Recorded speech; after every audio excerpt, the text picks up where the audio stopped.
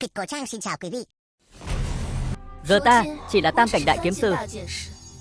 Muốn tiến thêm một bước, chỉ dựa vào cắm đầu khổ luyện hoàn toàn vô dụng, phải có cao nhân chỉ điểm. Nhưng được, đã là lựa chọn của Ninh Nhi, ta đương nhiên sẽ không ngăn cản. Chuyến này khi nào trở về? 6 năm, nhiều nhất 6 năm, ta sẽ trở về.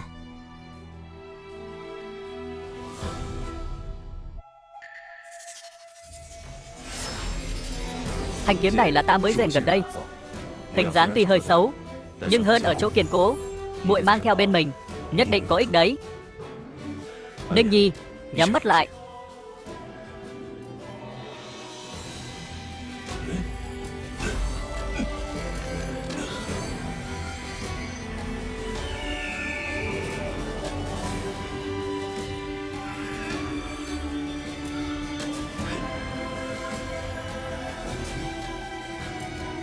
Đây là thất khiếu linh lung kiếm tâm của ta. Ta không luyện kiếm, hy vọng sẽ giúp được Ninh Nhi.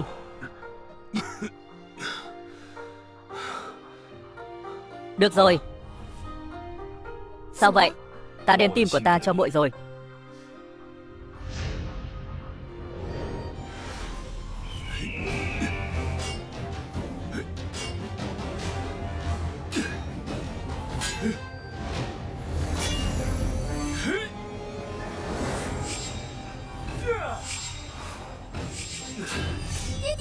Có phải lại có kiếm mới ra đời rồi không?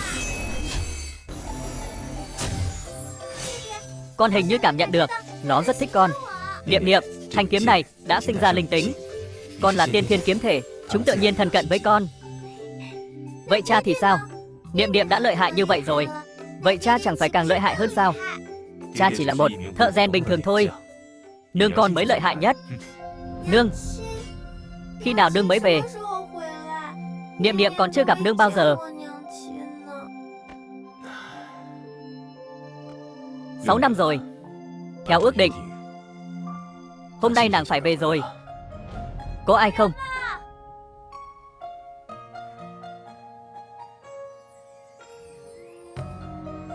Có người đến rồi. Chắc chắn là nương về rồi. Nương, cháu bé, cháu có nhận nhầm không đấy? Ta không phải nương cháu. Niệm Niệm, về. Cô ấy không phải nương con. Xin hỏi đây có phải là nơi ở quả Kỳ Minh, bậc thầy đúc kiếm không? Có việc gì? Tiểu nữ Trương Vân Hy nguyện dùng 100 tỷ gia sản của Trương gia cầu xin Kỳ đại sư mở lò đúc kiếm, giúp ta giết lên kiếm các. Phụ thân, nơi nương học kiếm có phải gọi là kiếm các không? Cô có thủ với kiếm các. Kiếm các là một đám người đạo mạo, bề ngoài là danh môn chính phái, sau lưng làm toàn chuyện đốt giết cướp bóc. Bọn chúng vì đoạt lấy danh kiếm, không tiếc giết cả nhà ta. Ta không muốn tham gia những tranh đấu giang hồ đó. Còn một điểm nữa, Vân Hy tiểu thư, chắc cô nhầm rồi. Ta chỉ là một thợ rèn bình thường, không phải là thần tượng trong miệng cô. Không thể nào. Ông nội từng cho ta xem chân dung của ngài, ta sẽ không nhầm đâu. Thập đại thần kiếm thứ 10 chính là thần kiếm thiên tướng của Trương gia ta. Kiếm này chính là do ông nội ta nhờ ngài chế tạo đấy. Nếu ngài không giúp, ta sẽ không đứng dậy đâu. Phụ thân, người giúp tỷ tỷ này đi. Tỷ tỷ này trông đáng thương quá.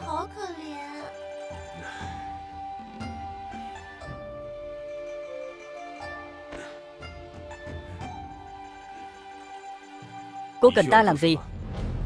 Đúc kiếm. Thù lao cần trả, ta sẽ không thiếu một xu nào. 3 ngày sau, đại sư tỷ kiếm các Mạnh Ninh thành hôn với thiếu chủ kiếm các Tề Thiên. Các chủ kiếm các sẽ tạo thế cho bọn họ, tự mình chủ trì vấn kiếm đại điển.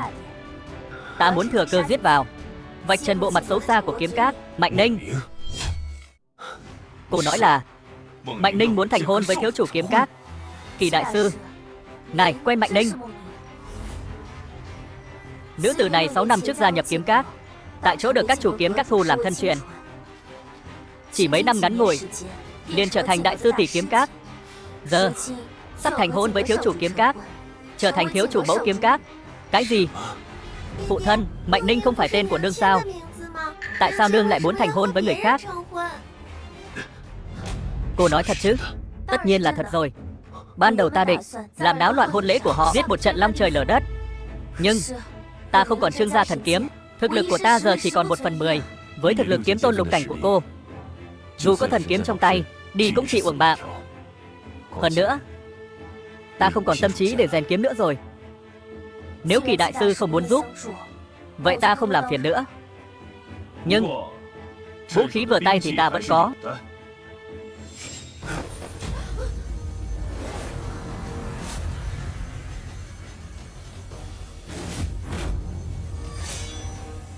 Đây, mỗi thanh kiếm ở đây đều mạnh hơn Trương gia thần kiếm của ta. Vậy mà lại bị coi như đồ bỏ đi mà chất đống ở đây. Kiếm có thể cho cô, nhưng cô phải hứa với ta một điều kiện. Ta muốn cùng cô đến kiếm các.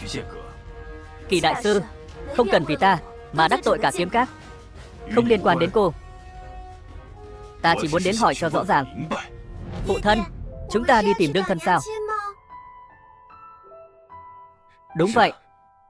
Nương thân gặp con nhất định sẽ rất vui. Lẽ nào đại sư tỷ kiếm các là vợ của Kỳ đại sư? Chuyện này sao có thể? Ninh Nhi, vì sao 6 năm qua muội đến một phong thư cũng không gửi về? Đại tiểu thư, vị thần tượng đúc kiếm này không có tu vi, như vậy mà đi kiếm các cướp vợ, không phải là tự tìm chết sao? Đây là chuyện nhà của Kỳ đại sư, đừng nhiều lời. Trương Vân Hy, người trốn không thoát khỏi bàn tay của thiếu chủ chúng ta đâu. Ngoan ngoãn chịu trói thì còn đường sống.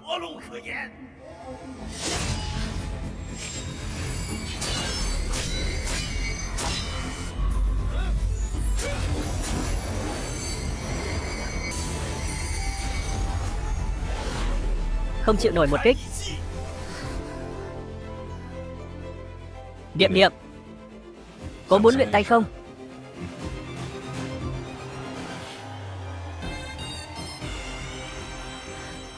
Điệp Điệp, nguy hiểm.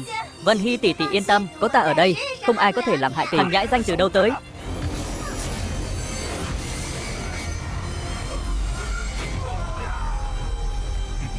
Chuyện này sao có thể? Láo xược, ai dám giết đệ tử kiếm các ta?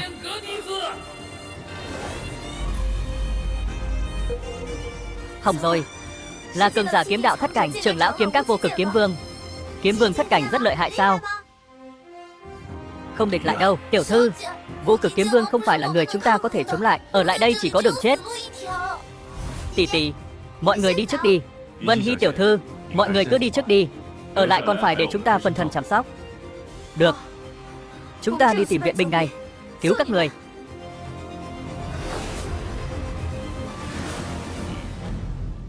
Các người to gan thật, dám giết đệ tử kiếm các ta. Ngươi và đám người xấu đó là một bọn, vậy thì cũng là một tên xấu xa. Đã là kẻ xấu thì phải ăn đòn. Một đứa bé con cũng dám dạy dỗ ta. Vừa nãy là ai đã giết đệ tử kiếm các ta? Đừng trốn nữa, ra đây.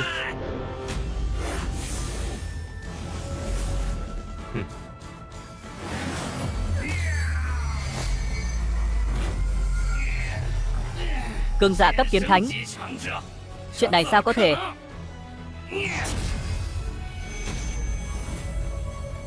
Ta đánh người. Nương thân, đại sư tỷ kiếm các Mạnh Ninh.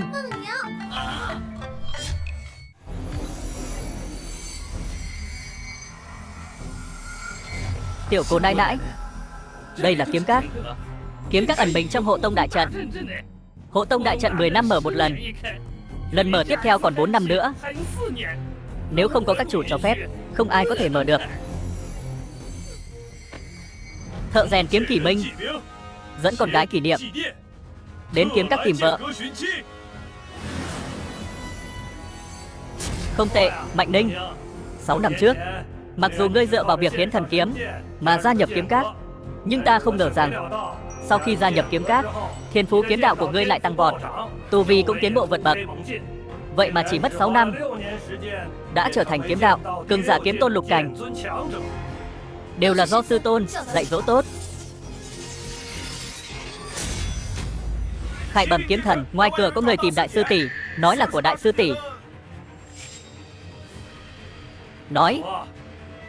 Họ tự xưng là của đại sư tỷ, chồng và con gái, tên là Kỷ Niệm và Kỷ Minh.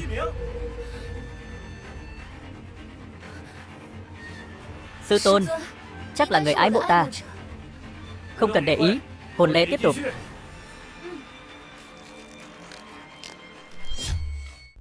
Thợ rèn kiếm Kỷ Minh dẫn theo con gái Kỷ Niệm đến kiếm các tìm vợ.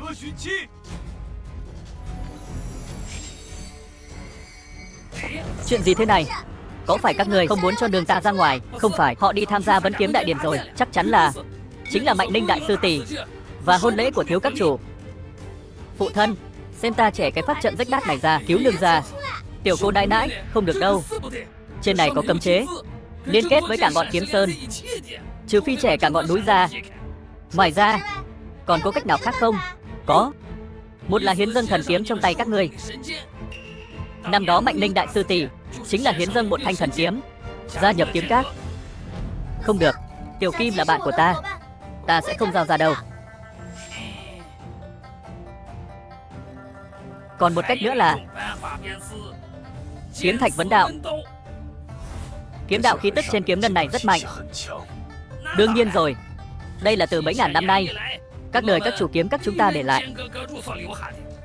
Người có thể kích hoạt một đạo kiếm ngân thì có thể trở thành đệ tử ngoại môn của kiếm các. Kích hoạt 2 đạo kiếm ngân thành đệ tử nội môn. Kích hoạt 3 đạo kiếm ngân có thể trở thành đệ tử thân truyền. Kích hoạt 4 đạo thì là đệ tử chân truyền. Trên 4 đạo thì sao?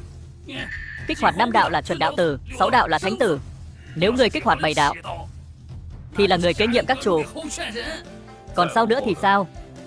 Còn sau nữa, 1000 năm nay chỉ có một người kích hoạt được 8 đạo, chính là các chủ đương nhiệm Tề Đông Lâm.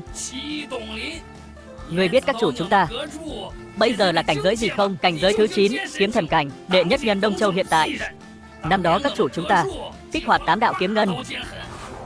Lão các chủ dẫn theo một đám trưởng lão trực tiếp tuyên bố ông ta chính là các chủ rồi. 8 đạo kiếm ngân lợi hại lắm sao? Đâu chỉ là lợi hại, nếu người có thể kích hoạt 8 đạo kiếm ngân, đừng nói là mở sơn môn, cả kiếm các cũng sẽ vì ngươi mà náo động.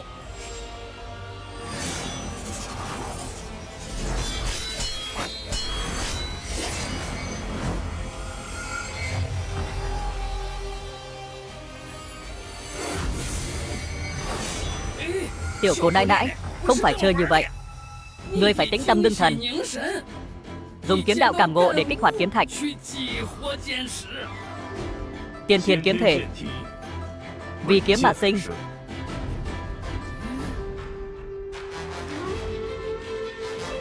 Đạo thứ nhất, đạo thứ hai, đạo thứ tư.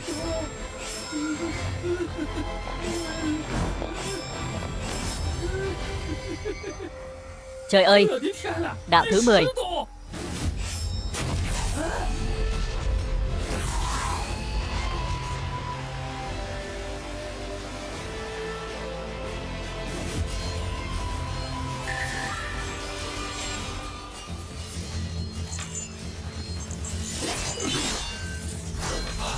Chuyện gì thế này? Đã xảy ra chuyện gì?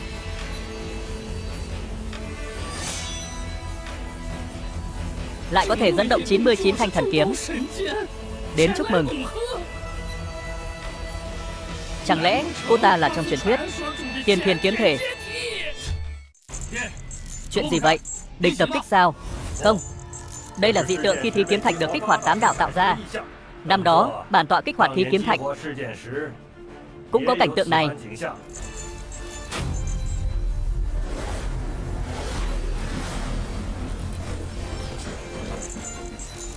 Không đúng, thần kiếm manh động, danh kiếm thần phục. Đây là tiên thiên kiếm thể xuất thế rồi. Tiểu cô nãi nãi của ta, ngài rốt cuộc là thần thánh phương nào, lại có thể kích hoạt 10 đạo kiếm ngân? Chẳng lẽ ngươi chính là trong truyền thuyết tuyệt thế cao thủ ngàn năm khó gặp? Cái này tính là gì? Phụ thân nhất định lợi hại hơn ta, đúng không cha? Con gái đã có thiên phụ đáng sợ như vậy, vậy cha nó không phải là... Xem ra kiếm các lần này gây họa lớn rồi. Kiếm thần đại nhân và thiếu các chủ đến. Bái kiến kiếm thần, thiếu các chủ. Vương Bình, sao ngươi bị người ta trói thế kia? Mặt mũi kiếm các đúng là bị ngươi làm mất hết rồi. Thiếu chủ, tại hạ kỹ không bằng người. Đạo cốt kiếm tầm tốt đấy. Quả nhiên là vạn năm khó gặp. Tiên thiên kiếm thể, còn có bằng lòng bái ta làm sư phụ không? Bái ngài làm sư phụ. Bản tọa là các chủ kiếm các, Đông Châu kiếm thần. Bái nhập môn hạ ta, còn chính là phó các chủ kiếm các tương lai. Truyền cho con vô thượng tuyệt học, bảo con sau này thăng quan tiến chức, lên đến đỉnh cao. Chà, vị trí phó các chủ kiếm các này không phải của Ninh Nhi sao? Phó các chủ kiếm các, nghe có vẻ lợi hại đó. Vậy là con đồng ý rồi. Ta từ chối. Ta và cha đến đây là để tìm nương, chứ không phải để bái sư. Ai là nương của con chứ? Đại sư tỷ kiếm các Mạnh Ninh. Cái gì? Không thể nào. Mạnh Ninh không phải chưa kết hôn sao? Sao lại có con rồi? Con có nhầm không? Mạnh Ninh là đệ tử của ta, là vị hôn thê của con ta. Sao có thể là nương của con được? Mạnh Ninh là thê tử của ta, cũng là mẫu thân của con ta. Hôm nay đến kiếm các là để tìm thê tử. Ăn nói hàm hồ. Từ ngày đầu ta quen biết Mạnh Ninh, nàng đã nói với ta nàng chưa từng kết hôn. Hai vị mời theo ta đến kiếm đạo quảng trường. Mạnh Ninh đang đợi ở đó. Bất kể sự thật thế nào, tiểu cô nương này phải ở lại kiếm các.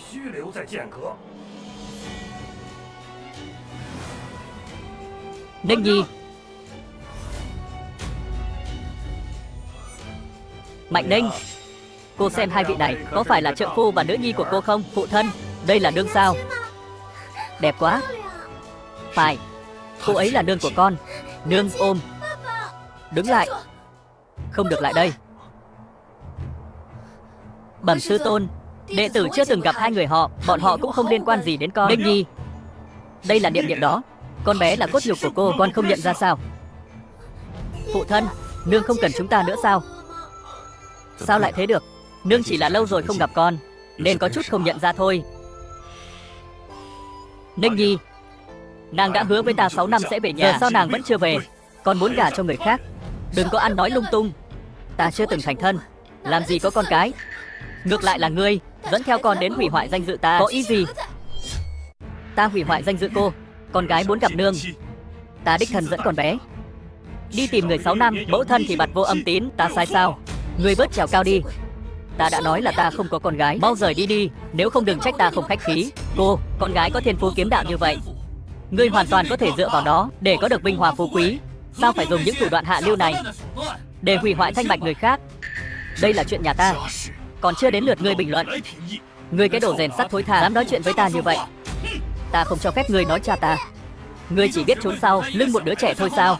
Được rồi, vì tiểu cô nương này khăng khăng nhận định Mạnh Ninh là nương của nó, bản tọa cũng có thể tác thành. Cha, sư tôn, chắc hẳn con cũng biết, người có thể kích hoạt thập đạo kiếm ngân của Thí Kiếm Thạch Tiên Thiên kiếm thể hiếm có đến mức nào. Chưa bàn đến việc nó có phải con gái người hay không, đều phải ở lại kiếm các. Đồ Nhi hiểu rồi. Thật sao? Chỉ cần con bái ta làm sư phụ, bản tọa không chỉ có thể cho con làm phó các chủ kiếm các, còn có thể để con ta và Mạnh Ninh nhận con làm nghĩa nữ. Như vậy còn có thể luôn ở bên nương. Còn ngươi không có tu vi kiếm đạo, có thể xuống núi làm tạp dịch. Ngươi nói gì? Nghe không hiểu sao? Ngươi một người bình thường còn muốn vào kiếm các sao? Trở thành tạp dịch của kiếm các, đó là bao nhiêu người bình thường mơ cũng không có được. Ta không muốn. Niệm Niệm không muốn chia ly. Việc này không do ngươi quyết định. Ngươi tưởng kiếm các là nơi muốn đến thì đến, muốn đi thì đi sao?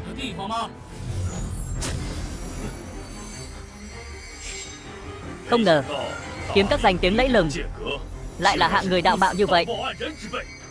Ngươi cũng nên biết, với kiếm thể tiên thiên của Niệm Niệm, chỉ có ở lại kiếm các mới có thể phát triển tốt hơn. Ngươi vì tư lợi cá nhân giữ con bé bên cạnh ngươi, ngươi làm vậy có ý nghĩa gì? Ta không thể bồi dưỡng Niệm Niệm. Cô có biết 6 năm cô rời nhà vào kiếm các, có từng viết một lá thư nhà quan tâm Niệm Niệm một lần nào chưa? Đều là ta chịu đựng gian khổ nuôi lớn Niệm Niệm. Vậy thì sao? Ngươi chỉ là một kẻ thợ rèn, không thể giúp ích gì cho kiếm thể tiên thiên của Niệm Niệm, chỉ có thể kéo chân con bé. Ta rèn sắt thì sao? Ta dựa vào rèn sắt nuôi lớn Niệm Niệm lên người. Ta lên không thẹn với trời, xuống không thẹn với đất, càng không thẹn với Niệm Niệm. Hơn nữa, Ai nói ta không có tư cách dạy dỗ niệm niệm? Không có tu vi lại có thể gây ra cộng hưởng với thần kiếm. Ngươi chẳng lẽ là vị thần tượng rèn kiếm đó? Kỳ đại sư, ngươi nói hắn là người đó? Thần tượng rèn kiếm vang danh Cửu Châu. Điều này sao có thể? Không sai. Chỉ có người chế tạo ra thần binh, toàn thân nhiễm bí lực của thần binh mới có thể gây ra cộng hưởng với thần binh. Xem ra xấu kiếm là do hắn tạo ra. Kỷ Minh, ngươi lại là vị thần tượng rèn kiếm đó. Bây giờ ta có tư cách dạy dỗ niệm niệm không? Không ngờ hôm nay kiếm các ta lại có thể đồng thời thu hoạch thần tượng rèn kiếm cùng với hai nhân tài kiếm thể tiên thiên. Thật là vui vẻ.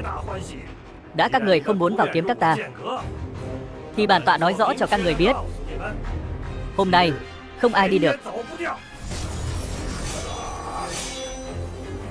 Ngươi muốn làm gì? Yên tâm, ta sẽ không làm hại tính mạng ngươi. Ta chỉ sẽ giam ngươi vĩnh viễn trong phòng rèn kiếm, rèn thần binh cho kiếm các ta cho đến chết. Ngươi dám? Đây là kiếm các, ta là kiếm thần, người mạnh nhất thiên hạ. Ngươi nói xem trên đời này còn gì ta không dám làm. Phụ thân, người yên tâm, niệm niệm bảo vệ người.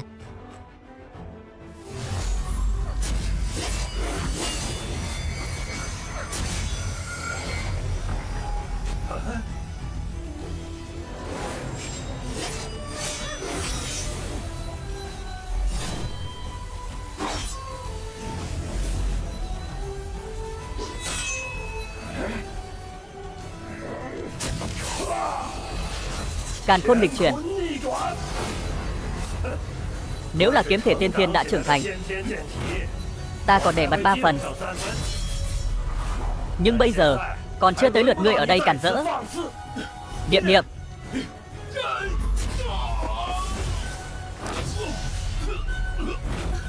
tại sao? Tại sao ta lại cảm thấy đau lòng? Bản tọa sẽ không giết con bé, nhưng sẽ xóa ký ức của con bé, dùng cho kiếm các ta. Tha cho con gái ta.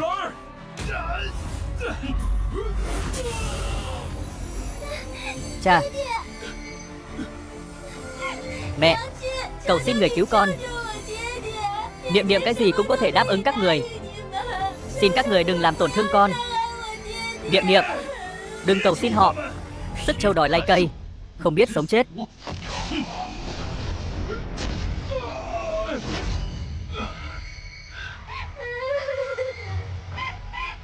Ta đã cho hắn cơ hội, là hắn tự mình không biết trân trọng. Dù hắn là thần tượng rèn kiếm thì sao? Chỉ có kỹ xảo rèn kiếm, nhưng không có thực lực, chỉ có thể mặc người chém giết. Thực lực quan trọng đến vậy sao? Khiến cô đối với con gái mình cũng bỏ mặc không quan tâm. Thế giới này vốn dĩ lấy thực lực làm trọng. Nếu người có thực lực cũng không đến nỗi khiến con gái rơi vào tình cảnh này. Yên tâm, đợi ta xóa ký ức của con bé, ta sẽ cùng Mạnh Ninh đối xử tốt với con gái chúng ta. Đừng nhiều lời nữa.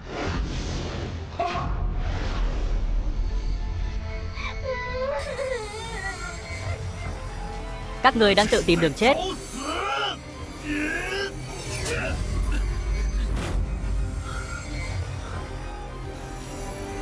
Các người đủ loại nhục nhã ta, lừa gạt ta. Ta đều có thể không so đo với các người. Nhưng các người dám động vào con gái ta.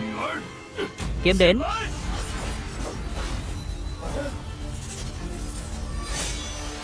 Cái này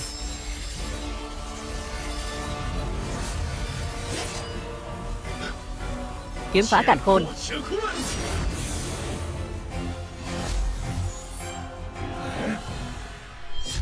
Niệm niệm, niệm niệm, hắn lại có thể thao túng xấu kiếm. Điều này sao có thể? Chẳng lẽ hắn là chủ nhân của xấu kiếm? Thanh xấu kiếm này quả nhiên là do hắn tạo ra. Chốc nữa ta sẽ lấy máu tim của hắn, giúp ta thu phục thanh xấu kiếm này. Kỷ Minh, ngươi còn định giãy giụa đến cùng sao? Rèn kiếm cho kiếm các không tốt sao? Như một con vật cưng bị nhốt, có gì khác biệt? Sư tôn ta là kiếm thần cao quý, tu vi sánh ngang thần minh. Còn ngươi không có tu vi gì, dù mượn uy thần kiếm chống lại cũng chỉ có đường chết. Không thử sao biết được. Luôn có sinh linh trên mặt đất dám đối diện với uy quang của thần minh.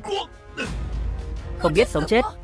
Người căn cốt kém cỏi, tư chất bình thường, cả đời này cũng không thể bước vào kiếm đạo, lấy đâu ra thực lực đối diện kiếm thần? Thật sao?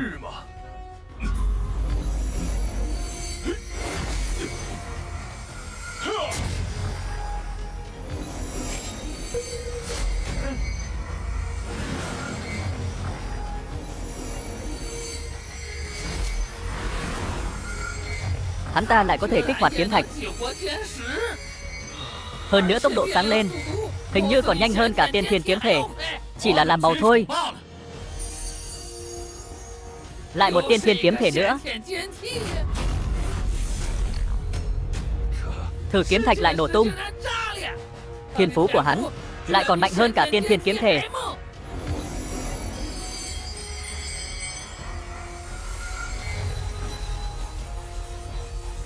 Vạn kiếm thần phục. Thể chất gì vậy? Mạnh hơn cả tiên thiên kiếm thể. Không, không thể nào. Tiên thiên kiếm thể vốn đã là trần nhà của kiếm đạo. Đó chỉ là do kiến thức của các người hạn hẹp. Nếu nói tiên thiên kiếm thể sinh ra vì kiếm đạo, vậy thì chí tôn kiếm thể bản thân nó đã đại diện cho kiếm đạo. Ăn nói bừa bãi, thiếu chủ ta căn bản chưa từng nghe nói cái thứ chí tôn kiếm thể vớ vẩn nào cả. Đừng lo lắng, chẳng qua chỉ là làm ra vẻ huyền bí thôi. Chưa trưởng thành thì vẫn chỉ là kiến. Ta một tay có thể diệt. Nói hay lắm. Kiến. Nhận ra khoảng cách với kiếm thần rồi sao? Người căn bản không thể chạm vào một sợi tóc của phụ thân ta. Hôm nay ta vừa hay chém một kiếm thần. 10 bước chém ngươi. Thập bộ chết thần, ngươi thật là khẩu khí lớn đấy. Ta tin phụ thân, ông ấy nhất định làm được. Hắn chỉ giỏi nói khoác thôi. Khoảng cách giữa phàm nhân và kiếm thần tựa như vực sâu, đâu dễ dàng vượt qua như vậy. Đừng nói 10 bước, cho dù 100 bước ngàn bước thì có thể làm gì? Mạnh Ninh, nếu cô không nhận cha con ta, vậy trả đồ của ta lại đây.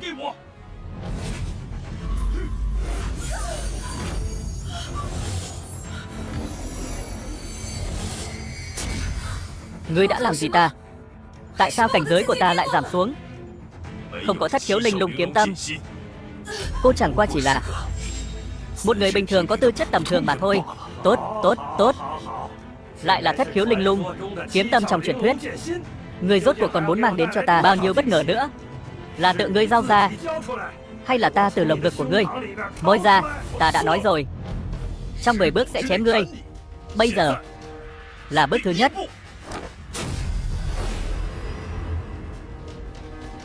Nhất cảnh kiếm giả, ngươi không phải đến đây để gây cười đấy chứ? Đây chỉ là sự khởi đầu thôi.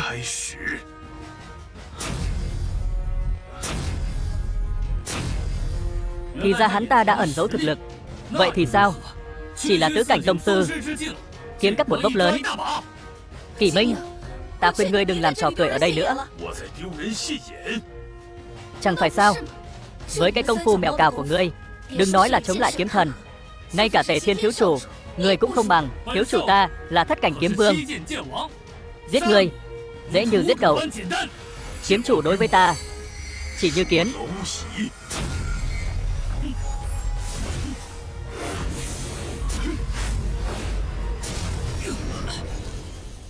Thất cảnh kiếm vương, chẳng lẽ hắn ta còn ẩn giấu thực lực?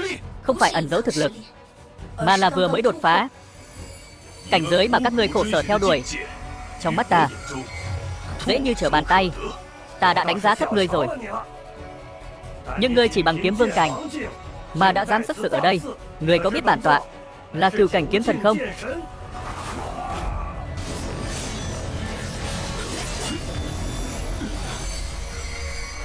Ta khuyên ngươi vẫn nên ngoan ngoãn bó tay chịu trói đi. Tiếp tục như vậy ngươi chỉ có đường chết thôi.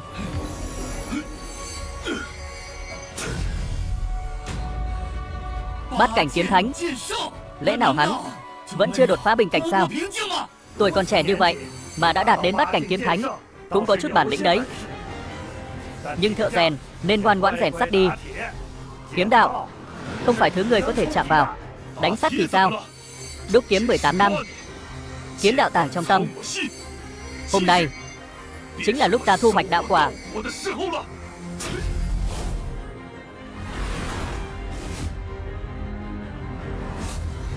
Kiếm thần cảnh.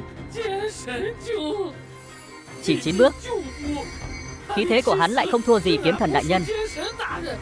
Hắn không phải thật sự thành kiếm thần rồi chứ? Ta trầm ngâm cảnh giới này mấy chục năm. Ngươi một thằng nhóc mới ra đời, dám sánh vai với ta? Ta đã nói rồi, 10 bước chém ngươi. Vừa rồi là bước thứ 9. Bây giờ, bước cuối cùng.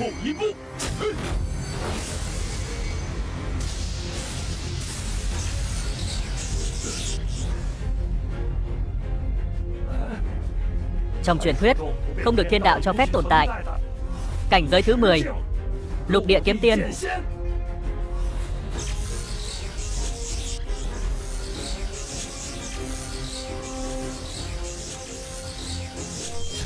Cái gì? Hắn lại đạt đến cảnh giới lục địa kiếm tiên. Lục địa kiếm tiên. Kỷ Minh, thì ra người giấu sâu đến vậy. Không, không thể nào. Không ai có thể đột phá lục địa kiếm tiên. Lục địa kiếm tiên chỉ là giới hạn của thế giới này, chứ không phải giới hạn của ta.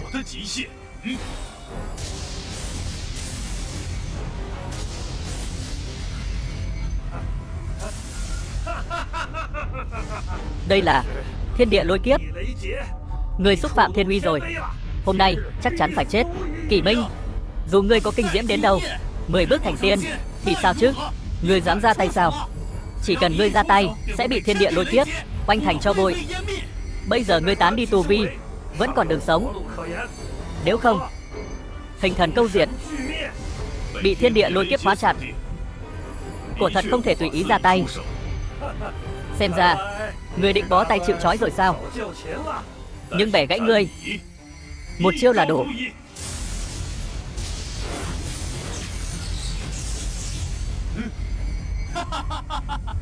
Ngươi đến để gây cười à?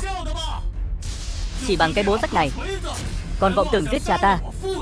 Ta phải xem ngươi làm sao chống lại trời đất. Càn khôn kiếm pháp, vạn kiếm quỷ nhất.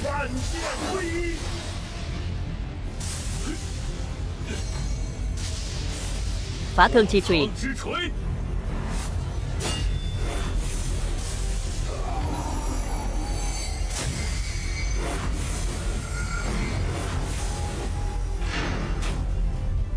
Lục địa kiếm tiên cũng chỉ có vậy. Căn bản không chạm được vào cha ta dù chỉ một sợi tóc. Đây là cái búa gì? Cái này dùng để đập rác. Búa rèn mà thôi. Một cái búa rèn tốt.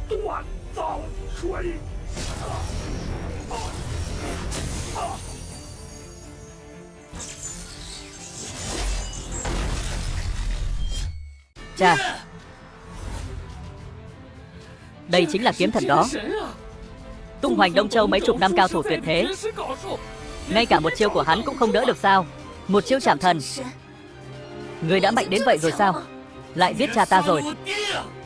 Ta liều với ngươi. Thiếu chủ bình tĩnh. Ngay cả kiếm thần đại nhân cũng bị hắn đánh trúng một kích. Bây giờ ngài lên đó chỉ là phí mạng thôi. Chỗ dựa của ngươi xem ra cũng không vững chắc lắm. Ngươi, thiên địa lôi kiếp kích hoạt rồi. Kỷ Minh, hôm nay ngươi chắc chắn phải chết. Ta muốn nghiền xác ngươi thành vạn đoạn, báo thù cho cha ta. Nhân lực nhất định không thể chống lại thiên uy.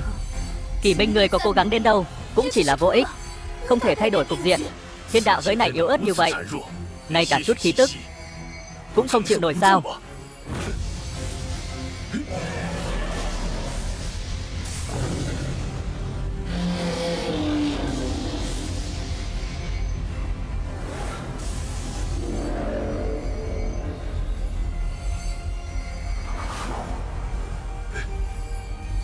Thôi vậy, cũng không cần thiết phá hủy thế giới nhỏ này.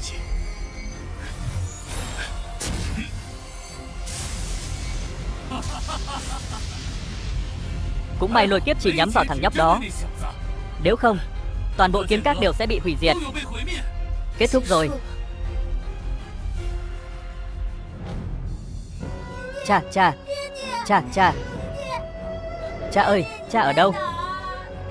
Đừng tìm nữa. Cha ngươi ở khắp mọi nơi. Hắn đã bị oanh thành cho bụi rồi. Không thể nào, cha ta sẽ không chết đâu. Dám xúc phạm thiên uy, chỉ có thể chịu kết cục hồn bay phách tán. Tiếp theo, đến lượt ngươi, bé cưng à. Ai dám động vào con gái ta?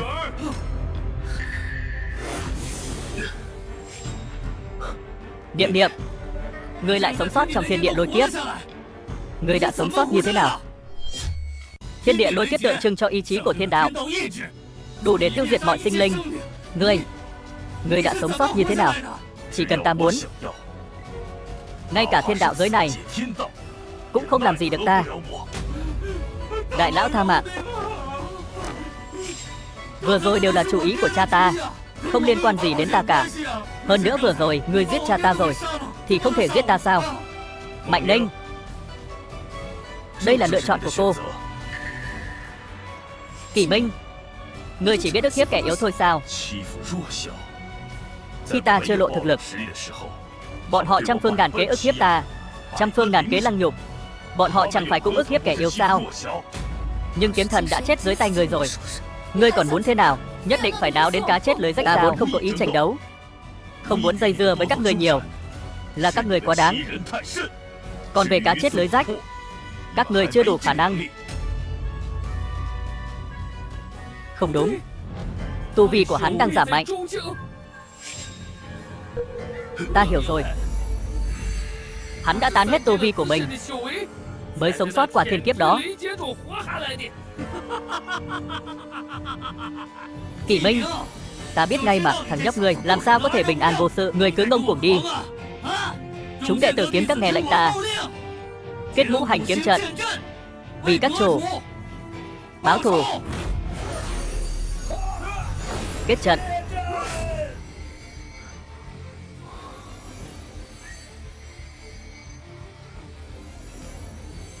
Ngũ hành kiếm trận là sát trận át chủ bài của kiếm các, đủ sức chống lại kiếm thần kiều cảnh. Ngươi thật sự cho rằng đám tôm tép này có thể đối phó ta sao? Kỷ Minh, ngươi thật sự cho rằng mình vẫn là lục địa kiếm tiên sao? Ngươi bây giờ chỉ là một con chó hoang tán hết tu vi mà thôi. Ta sẽ băm ngươi thành trăm mảnh, nghiền xương thành tro. Ta muốn giết ngươi. Dừng tay. Thả bọn họ đi. Ninh Nhi, ý nàng là gì? Tề Thiên thiếu chủ đừng hiểu lầm. Nay kiếm thần đã ngã xuống, bên ngoài chắc chắn rình bò, không nên động binh lớn. Hơn nữa Kỷ Minh dù tán tu vi, chắc chắn vẫn còn át chủ bài khác. Đợi chúng ta điều tra rõ ràng đối phó hắn cũng không muộn. Ninh Nhi nói có lý. Hôm nay ta tạm tha cho hắn một mạng.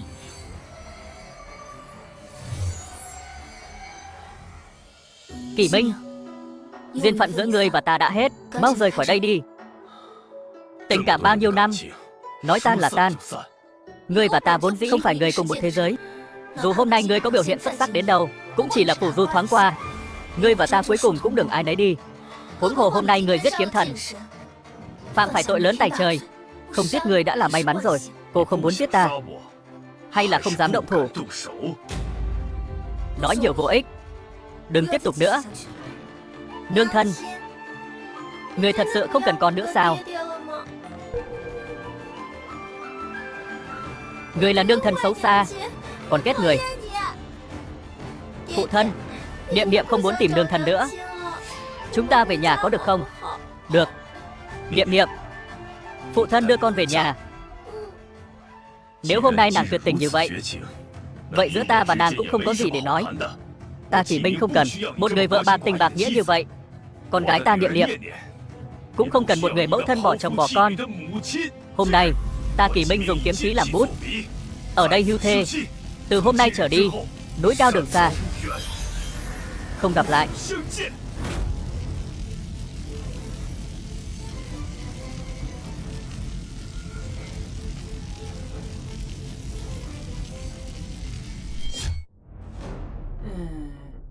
Thiếu chủ, cứ vậy thả bọn họ đi sao? Vậy các chủ chẳng phải chết vô ích sao? Ngươi tưởng ta muốn à? Có bản lĩnh, ngươi đi đi.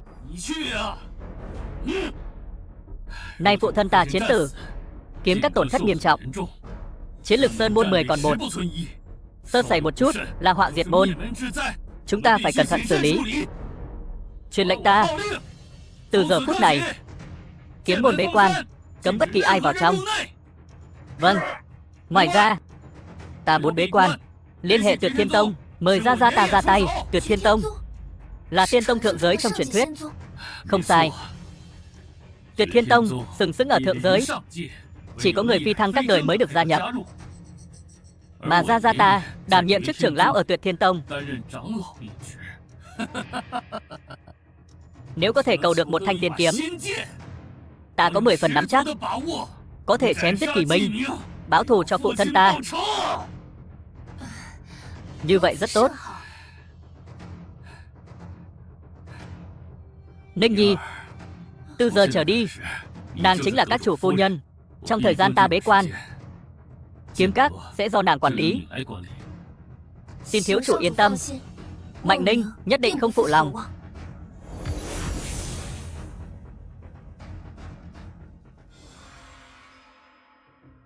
Kỳ Minh, năng lực cá nhân chung quy có hạn, chỉ có dựa vào tiên tông mới có thể lâu dài.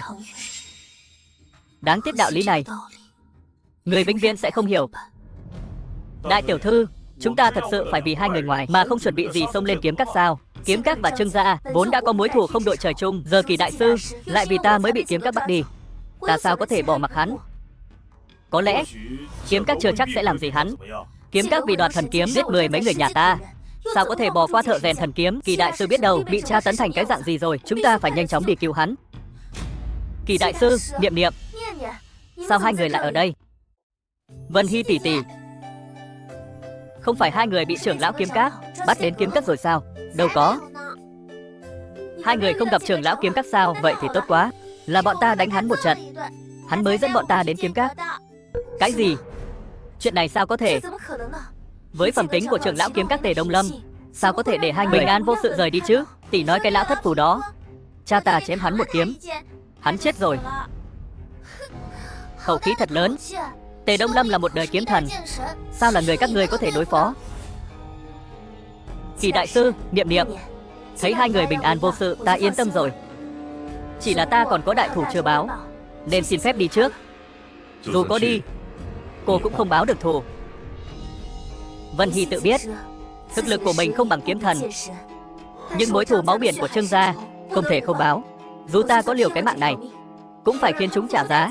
Ý ta là kẻ thù của cô hết rồi. Báo tiểu thư, theo tình báo tiền tuyến, kiếm các gặp đại loạn, có cao nhân thần bí tấn công kiếm các, không chỉ trẻ đôi kiếm sơn, còn gây ra thiên địa lôi kiếp. Cái gì? Kiếm các đại loạn, có cao nhân thần bí? Không thể biết được. Hiện giờ kiếm các đã phong sơn, tin tức đều bị phong tỏa rồi. Nhưng nghe nói ngay cả kiếm thần Tề Đông Lâm cũng đã vẫn lạc. Tề Đông Lâm chết rồi. Vậy ta tìm ai báo thù đây? Chết hay lắm. Kiếm các làm nhiều việc ác, giờ cuối cùng cũng gặp trời phạt rồi. Không biết là vị cao nhân thần bí nào ra tay giết Tề Đông Lâm lão tặc kia, báo thù rửa hận cho Trương gia ta. Nghe đồn trên đời này có rất nhiều lão quái vật ẩn thế, từng đứng đầu một thời đại. Chỉ có những người đó mới đối phó được kiếm thần. Lão quái vật, phụ thân của ta cũng đâu có già. Niệm Niệm, hai người chắc chắn là gặp đại kiếp của kiếm các nên mới bình an rời đi được, đúng không? Đâu có, rõ ràng là cha ta. Kỳ đại sư, vì Tề Đông Lâm đã chết rồi, nên ân oán giữa ta và hắn tạm gác lại. Ngài yên tâm, thù lao ta nên trả cho ngài, một xu cũng không thiếu. Chỉ là lần này đến vội vàng, sau này ta sẽ đích thân đưa đến kiếm lư. Vị này dù gì cũng là thợ rèn thần kiếm, nếu có thể kết giao với hắn, Trương gia ta phục hưng có hy vọng. Không cần đâu, ta cũng không định về kiếm lư nữa. Ngài không về kiếm lư, vậy ngài định đi đâu? Vân Hy sẽ đích thần tiễn. Phụ thân, chúng ta không về nhà sao? Đúng vậy Niệm Niệm, chúng ta không về nữa. Chúng ta về Trung Châu Khí Tông. Khí Tông là một trong 5 thánh địa của Trung Châu. Nghe đồn có 3 vị cường giả cấp bậc kiếm thần tọa chấn, không hề kém kiếm các. Phụ thân, chúng ta đến Trung Châu Khí Tông làm gì? Nhận tổ quy tông. Cái gì? Ngài lại là người của Khí Tông? Chẳng trách chưa đến tuổi tam thập đã trở thành đại sư đúc kiếm.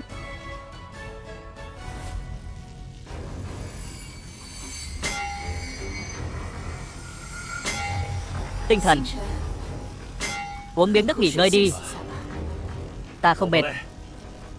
Chỉ cần có thể tạo ra kiện cực phẩm thánh khí này, vạn lý tầm tung bàn, là có thể tìm lại được con chúng ta rồi. Nhưng thân thể của ông sẽ không chịu nổi đâu. 20 năm trước, ta dẫn con chúng ta về gia tộc.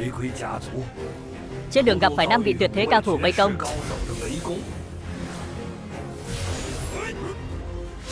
Ta và chư vị không oán không thù, vì sao phải đuổi tận giết tuyệt?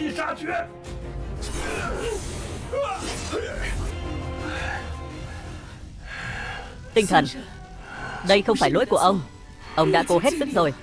Hơn nữa, Minh Nhi chỉ là mất tích thôi. Ta tin nó cắt nhân tự hữu thiên tướng, chắc chắn sẽ không sao đâu. Đại điển tế tổ trăm năm có một, sắp bắt đầu rồi. Ta sẽ lợi dụng vạn lý tầm tung bàn này, có khả năng sẽ lên được vị trí gia chủ Kỳ gia. Đến lúc đó, ta có thể lợi dụng tài nguyên của gia chủ Kỳ gia để tìm kiếm tung tích của Minh Nhi. Nếu con ta còn sống, những năm này chắc chắn đã chịu không ít khổ sở.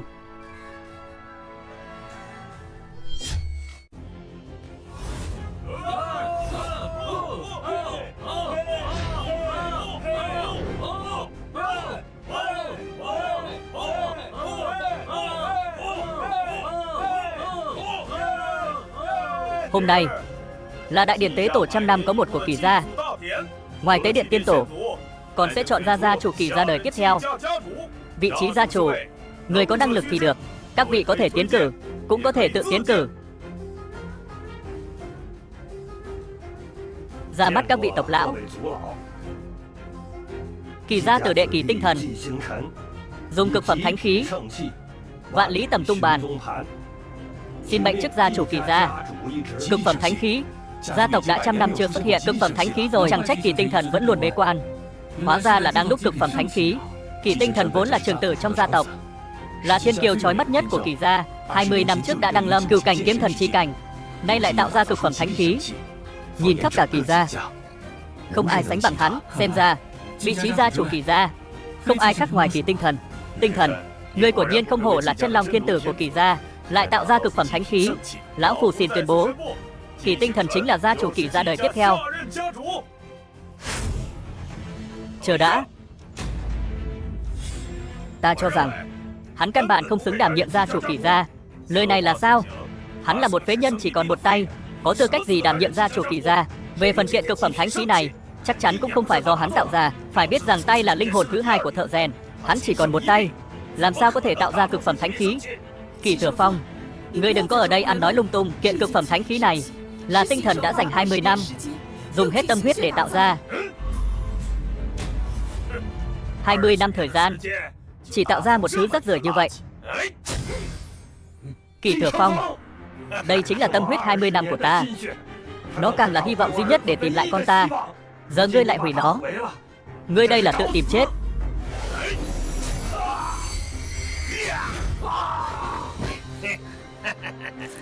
Chỉ bằng phế vật như ngươi mà đòi đấu với ta.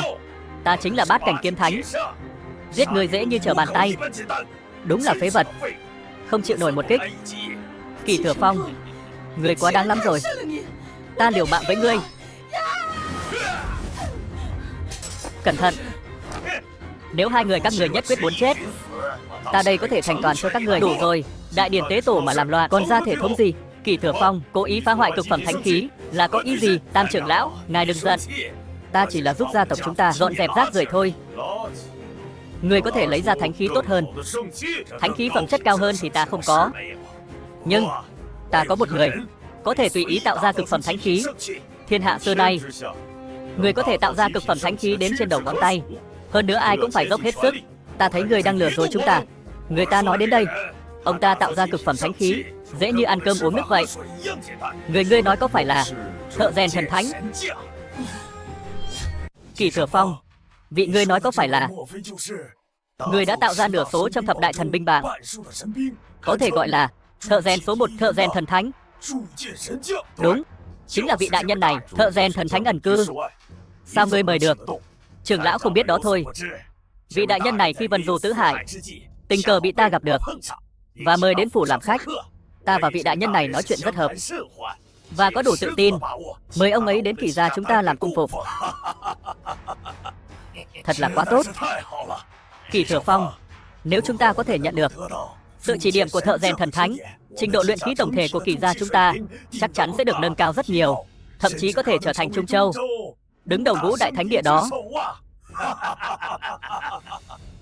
Thừa Phong, mau mời vị đại nhân này đến đây. Đương nhiên không thành vấn đề, nhưng ta có vài điều kiện. Có điều kiện gì cứ nói. Đầu tiên, ta muốn làm gia chủ Kỳ gia. Gia chủ Kỳ gia là của ngươi. Thứ hai, dòng họ Kỳ tinh thần của hắn phải phế bỏ tu vi, trục xuất khỏi gia tộc. Ngươi tinh thần dù sao cũng là thiên tài của Kỳ gia, sao có thể tùy tiện trục xuất? Thiên tài bị phế thì còn là thiên tài sao? Lẽ nào chưa bị muốn vì một phế vật mà từ bỏ thợ rèn thần thánh? Nếu lời ngươi nói là thật, yêu cầu của ngươi, lão phu có thể đáp ứng. Đại trưởng lão, đừng nói nhiều. Nếu thợ rèn thần thánh có thể gia nhập Kỳ gia, dù chỉ là đảm nhiệm chức cung phụng, cũng có thể đưa Kỳ gia chúng ta lên một tầm cao chưa từng có. Dòng họ Kỳ tinh thần này thì hy sinh một chút đi.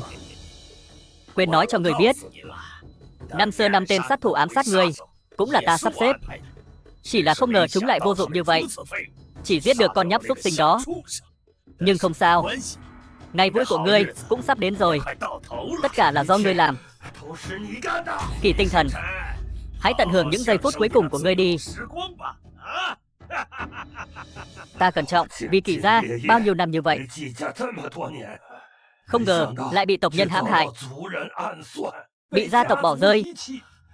Ngay cả đứa con trai duy nhất của ta cũng không rõ sống chết.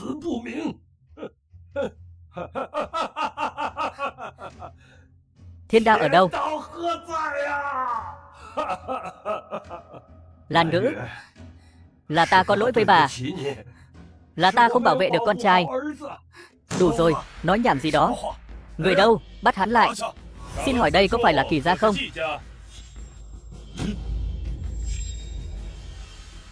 Mạo muội đến Kỳ phủ, mong thứ lỗi.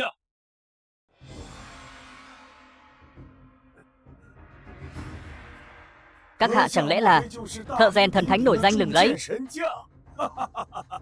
Kiều ngưỡng. Tình huống gì vậy? Tộc lão không cần khách khí, ta đến đây lần này chủ yếu là để bàn bạc chuyện trở về Kỳ gia. Kỳ Thừa Phong nói của không sai, thợ rèn thần thánh của nhiên muốn gia nhập Kỳ gia ta. Hoan nghênh. Đúng vậy, Kỳ đại sư gia nhập Kỳ gia chúng ta, đó là vinh hạnh của chúng ta. Mọi người nói có đúng không? Giống, quá giống rồi. Giống hệt như cha người hồi trẻ, y như đúc. Ngươi, con là binh nhi của ta sao? Vô lễ. Hai người các ngươi dám vô lễ với Kỳ đại sư, còn không lui xuống. Nhị trưởng lão, hắn là Kỳ Minh, con trai của ta và tinh thần đó. Nói bậy. Chưa nói đến con trai của các người đã mất tích hơn 10 năm rồi, dù chưa chết, sao nó có thể trở thành thợ rèn thần thánh được? Ngươi thật là quá vô lý. Mau xin lỗi Kỳ đại sư đi. Chờ đã. Tay của ngài đều là do Kỳ Thừa Phong năm xưa gây ra. Kỳ Thừa Phong. Được lắm. Xem ra quan hệ giữa thần rèn và Thừa Phong quả thật không tệ. Quả nhiên chúng ta đã chọn đúng. Kỳ đại sư, theo ước định của ngài và Kỳ Thừa Phong, chúng ta định trục xuất Kỳ tinh thần ra khỏi Kỳ gia, làm bị thương cha mẹ ta, còn muốn đuổi cha mẹ ta ra khỏi Kỳ gia. Các người to gan thật, để Kỳ Thừa Phong cút ra chịu chết. Gì mà, cha mẹ ngươi, nếu ta không nghe lầm, chẳng lẽ ngươi là con trai thất lạc nhiều năm của Kỳ tinh thần? Cha, mẹ, hai tử bất hiếu Kỳ Minh dẫn theo con gái đến nhận tổ quy tông.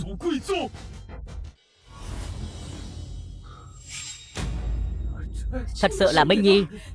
Nhanh đứng dậy. Ông nội, bà nội. Tốt, đây là con gái con, cháu gái của người.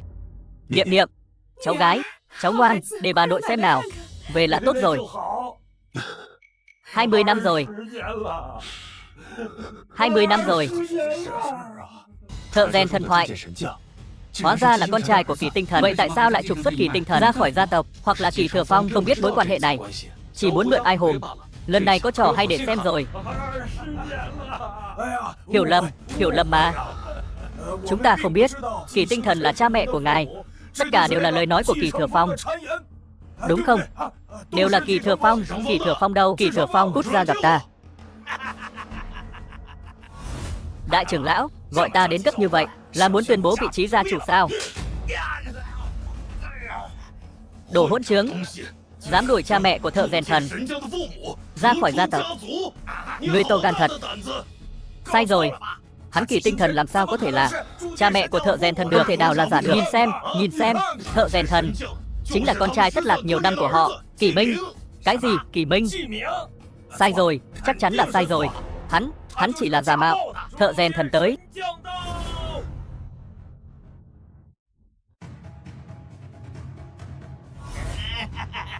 Tới rồi.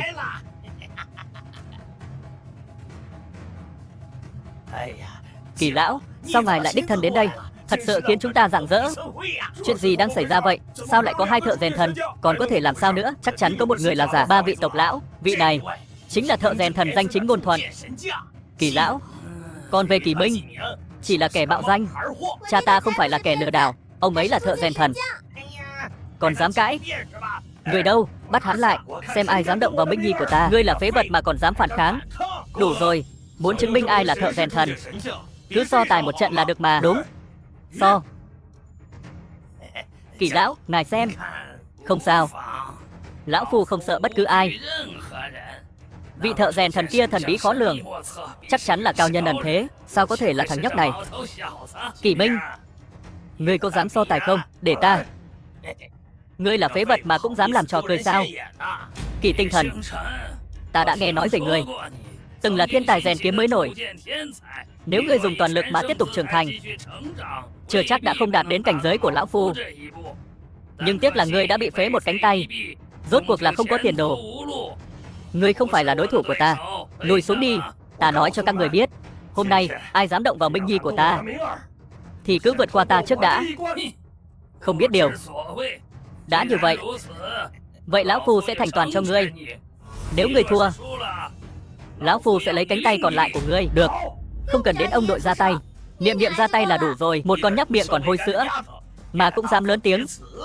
Niệm Niệm, đừng nói bậy nha. Ông nội yên tâm, Niệm Niệm rất giỏi nha. Nhưng cha, yên tâm đi, Niệm Niệm không bao giờ làm việc vô ích. Minh Nhi, con bé vẫn còn là một đứa trẻ. Dù thế nào đi nữa, ta cũng không thể để Minh Nhi và Niệm Niệm gặp chuyện được. Ai đến cũng vậy, kết quả đều là thua. Đừng lãng phí thời gian nữa, bắt đầu đi. Ngươi vẫn nên ngoan ngoãn nhận thua đi. Nếu như xảy ra chuyện gì bất ngờ, đừng nói lão phu ta lấy lớn hiếp nhỏ. Ai thắng ai thua còn chưa biết đâu. Ngươi thua rồi đừng có khóc nhè đấy. Được.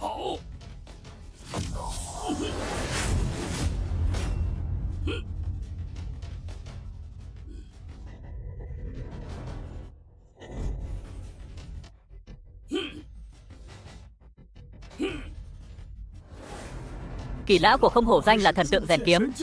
Kỹ xảo như vậy đã đạt đến cảnh giới lô hỏa thuần thanh rồi. Sao nhà đầu kia vẫn chưa hành động? Ta thấy nó cũng chỉ biết ăn nói lung tung thôi. Ước chừng ngay cả cái búa rèn nhẹ nhất cũng không nhấc nổi đâu. Niệm Niệm thật sự không cần dùng búa rèn. Không nhấc nổi búa rèn, làm sao rèn kiếm được đây?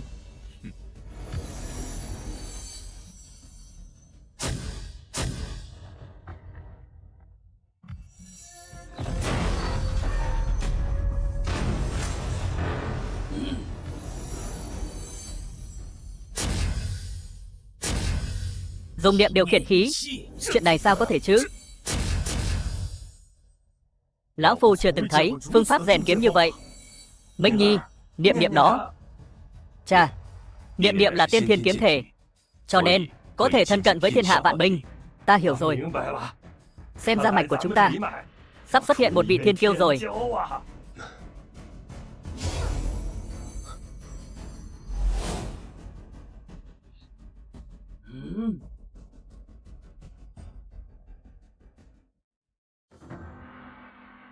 Tuổi còn nhỏ mà đã có thể rèn ra thượng phẩm thánh khí, thật là đáng sợ. Đại đồ xấu xa, ngươi phục chưa? Đừng mừng vội. Khí cụ do Kỳ lão rèn ra, chắc chắn hơn ngươi. Nhà đầu ngươi cũng có vài phần bản lĩnh. Nhưng so với lão phu, ngươi còn kém xa lắm. Xem ra phải lấy ra chút bản lĩnh thật sự rồi.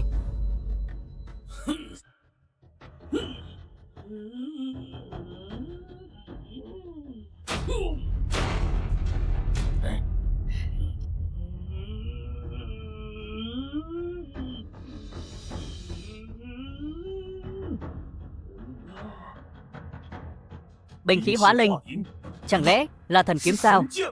Không, thanh kiếm này còn chưa đạt đến trình độ thần kiếm, nhưng cũng không kém bao nhiêu. Chắc là cực phẩm thánh khí đỉnh cấp nhất. Nhưng mà nhìn thế nào cũng cảm thấy không đúng lắm. Không thể nào.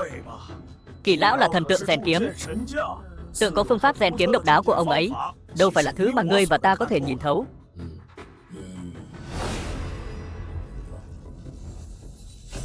Thắng bại đã phân.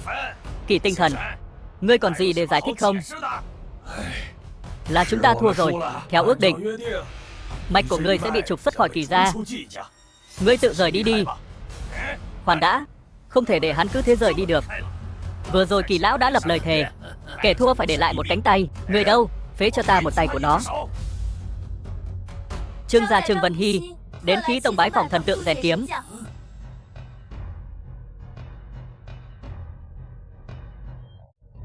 Một trong 5 đại gia tộc ở Nam Châu, đại tiểu thư Trương gia.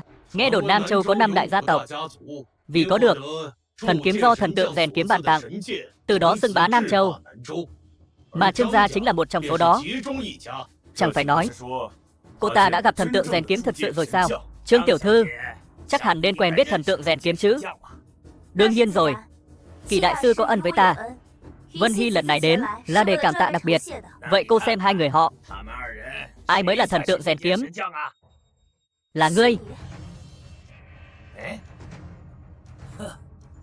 Trương tiểu thư, đã lâu không gặp, ngươi làm ta tìm mãi.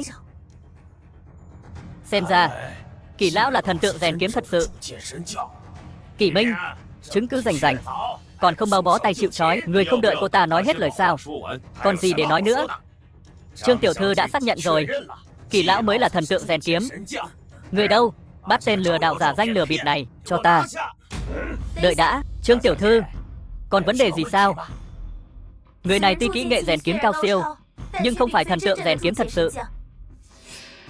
Bởi vì binh khí do hắn chế tạo, về cơ bản dùng không được bao lâu. Vậy theo ý của Trương tiểu thư, ai mới là thần tượng rèn kiếm thật sự? Vân Hy tỷ tỷ ôm một cái. Minh Nhi, vị này là ông nội. Vân Hy tỷ tỷ là người tốt, rất tốt, rất tốt. Tốt. Kỳ Minh Kỳ đại sư mới là thần tượng rèn kiếm thật sự. Nói bậy, hắn chỉ là kẻ bỏ đi của Kỳ gia ta. Sao có thể là thần tượng rèn kiếm được? Trương tiểu thư, cô mở mắt nói dối à? Ta không có, đại trưởng lão chắc chắn là Kỳ Minh và Trương Vân Hy cấu kết riêng mới giúp hắn nói chuyện. Kỳ lão dễ dàng như vậy đã tạo ra cực phẩm thánh khí, hỏi thế gian này ai còn có thể dễ dàng như vậy mà làm ra cực phẩm thánh khí? Trương tiểu thư, đừng tưởng rằng ông nội cô có giao tình với ta là có thể tùy ý làm bậy. Đắc tội thợ rèn thần kiếm không phải cô gánh nổi đâu. Đại trưởng lão, nếu các người nhất quyết tin hắn mới là thợ rèn thần kiếm, vậy ta không còn gì để nói. Hay là không thể biện giải đây? Chỉ có thể nói các người không biết nhìn người, chỉ là dựa vào một vài thủ đoạn nhỏ kích thích quá mức tiềm năng của kiếm, khiến phẩm chất tạm thời tăng lên. Như vậy cũng dám xưng là cực phẩm thánh khí sao? Cưỡng ép nâng cao phẩm chất kiếm, rốt cuộc là sao? Thanh kiếm này tuy nói đạt cấp độ cực phẩm thánh khí, nhưng nó chỉ là hữu danh vô thực, dùng vài lần là hỏng. Về tính thực dụng còn không bằng một thượng phẩm thánh khí. Kỳ Minh, bớt ở đây nói bậy. Kỳ lão là thợ rèn thần kiếm, sao có thể làm ra chuyện này? Ngu muội vô tri. Thật hay giả, thử là biết.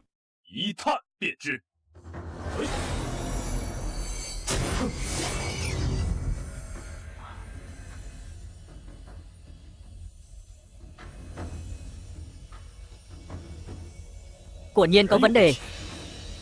Kỳ lão, Chuyện gì vậy? Do thời gian gấp rút. Thanh kiếm này là lão phu tùy ý chế tạo. Nó không thể đại diện cho điều gì. Dù nó chỉ có thể dùng vài lần, thì nó vẫn là cực phẩm thánh khí. Đúng, quá đúng. Kỳ lão nói rất đúng. Cực phẩm thánh khí chính là cực phẩm thánh khí, không phải là thứ thượng phẩm thánh khí các ngươi có thể so sánh. Thật là nực cười. Một phế phẩm cũng đáng để ngươi thổi phồng như vậy. Dù là phế phẩm, cũng là thứ cả đời ngươi không thể tạo ra. Phẩm chất này, ta của thật không tạo ra được. Ngay cả cực phẩm thánh khí cũng không tạo ra được. Thằng nhãi này quả nhiên là giả mạo. Kỳ tinh thần thật là vô liêm sỉ. Bản thân phế rồi, sắp bị trục xuất khỏi gia tộc, còn để con trai mình giả mạo thợ rèn thần kiếm để lừa gạt. Bởi vì Kỷ Minh ta tùy ý chế tạo ra binh khí, còn hơn xa nó. Ngươi đúng là không sợ gió lớn lùa vào lưỡi. Ngươi còn thật sự coi mình là thợ rèn thần kiếm à? Ngươi là ngươi có thể tạo ra thần binh cao cấp hơn cực phẩm thánh khí. Kỳ lão, ông cũng đánh giá cao hắn quá rồi đấy. Hắn có năng lực đó sao? Năng lực của cha ta vượt xa sức tưởng tượng của các ngươi. Bớt ở đây làm ra vẻ. Các ngươi nói nhiều như vậy, chẳng phải là muốn cầu xin tha thứ sao? Chỉ cần Kỳ tinh thần hắn quỳ xuống dập đầu nhận lỗi với ta, ta còn có thể cân nhắc tha cho các ngươi một mạng. Được, ta quỳ. Sao? Cha, thiên hạ này còn chưa có ai xứng để ngài quỳ xuống. Không quỳ, vậy ta đánh đến khi hắn quỳ mới thôi. Các người không nên sỉ nhục phụ thân ta. Chỉ bằng một phế vật không có tu vi như ngươi, và phụ thân ngươi là phế nhân chỉ còn một tay, ngươi nghĩ có thể cản được ta sao? Kỷ Thừa Phong, bớt làm càn trong đại điện tế tổ. Các ngươi chẳng qua là thấy cha ta bị cụt tay. Nếu cha ta ở trạng thái toàn thịnh, ai dám sỉ nhục ông ấy? Nhưng hắn trung quy vẫn là phế nhân. Phế nhân phải có nhận thức của phế nhân. Phế nhân, thợ rèn kiếm thiếu một tay. Hắn không phải phế nhân. Là gì? Cụt tay thì sao? Hôm nay ta, Kỳ Minh, sẽ dùng một tay rèn kiếm để minh oan cho phụ thân ta. Cái gì? Rèn kiếm bằng một tay? Rèn kiếm bằng một tay? Ngươi đến cây cười đấy à?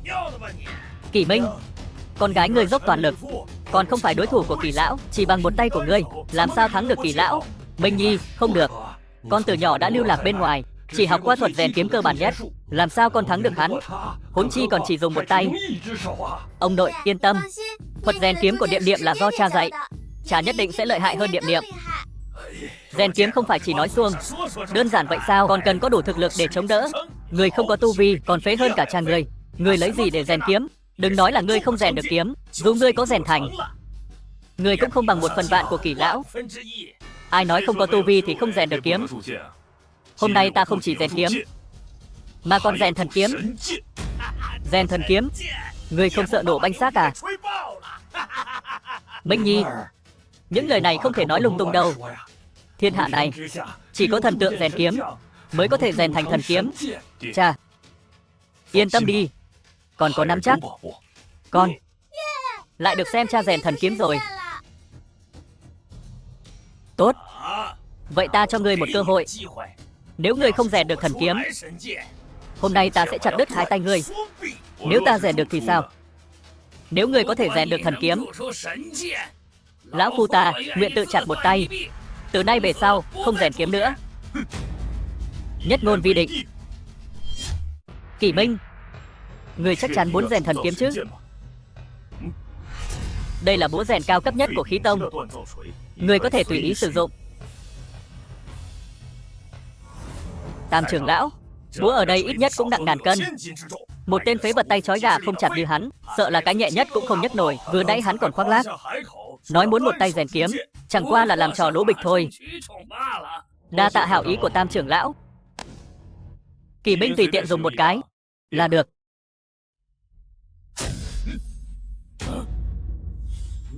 Ngươi chắc chắn chỉ là dùng tạm thôi sao? Đây là búa rèn cấp bậc thần khí đấy. Khí tông chúng ta còn không có, hắn lấy đâu ra? Đây chỉ là búa rèn bình thường nhất của cha ta thôi. Bây giờ các ngươi còn so tài không? Dù cho hắn có búa rèn cấp thần thì sao chứ? Ở trong tay hắn chỉ là phí phạm của trời. Không sai, muốn rèn thần kiếm, đối với kỹ xảo và thủ pháp đều có yêu cầu nghiêm ngặt. Với thực lực của hắn, căn bản không phát huy được năng lực của búa rèn. Được, vậy chúng ta hãy chờ xem.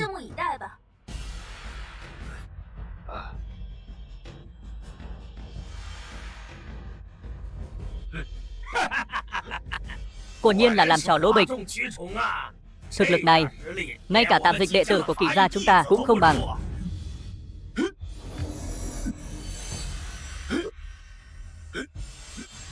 Không đúng, truy pháp này không đúng.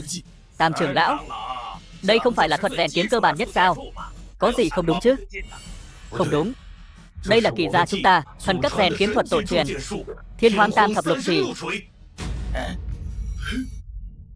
Thiên Hoang Tam Thập Lục Chỉ là do tiên tổ Kỷ gia sáng tạo, là thần cấp rèn kiếm thuật xứng đáng. Ngoại trừ tiên tổ ra, cho đến nay đệ tử Kỷ gia không một ai luyện thành thuật này. Vì vậy pháp này luôn được Đông Trì Cao Các cất giữ. Không ngờ hôm nay lại thấy ở trên người Kỷ Minh. Minh Nhi từ nhỏ đã rời nhà, xem ra từ 7-8 tuổi nó đã bắt đầu tiếp xúc với thần cấp rèn kiếm thuật này rồi. Minh Nhi những năm này ở bên ngoài chắc chắn đã chịu rất nhiều khổ.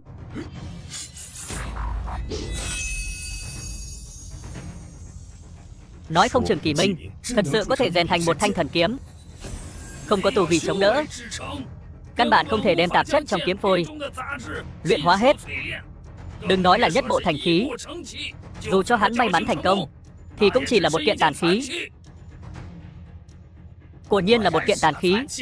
Hỏng rồi, uổng phí công sức, suýt chút nữa xảy ra chuyện. Tiểu tử này không có tu vi, nếu không chúng ta thật sự có hy vọng chứng kiến một thanh thần kiếm ra đời. Lò lửa mất hết, linh khí tàn hết, đã không còn thuật say truyền càn khôn nữa rồi. Minh Nhi, con đã cố hết sức rồi, thôi bỏ đi. Chà, vẫn chưa kết thúc đâu. Chỉ phí công vô ích thôi. Ta không tin đống đồng nát sắt vụn này có thể thành thần kiếm. Sao lại thế này? Không sao, chỉ là trong lò rèn còn sót lại chút linh khí, sẽ sớm tiêu tan hết thôi. Thật sao?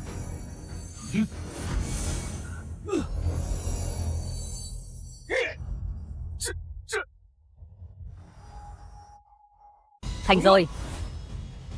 Thanh kiếm này đã đạt đến cấp cực phẩm thánh khí, chỉ còn một bước nữa là có thể phá kén mà ra. Có thể đạt đến cảnh giới này đã là ngoài dự liệu. Thì sao chứ? Loại cực phẩm thánh khí này Kỷ lão cũng có thể chế tạo. Theo giao kèo, hắn vẫn thua. Ta đã nói rồi, vẫn chưa kết thúc đâu. Chu Tước Sở Kiều Thiên, thần kiếm hóa linh. Thần kiếm, đây là thần kiếm à? Tốt, không ngờ lão phu có ngày còn được thấy thần kiếm thành hình. Sao có thể? Sao có thể? Không ngờ hắn lại thật sự chế tạo ra thần kiếm.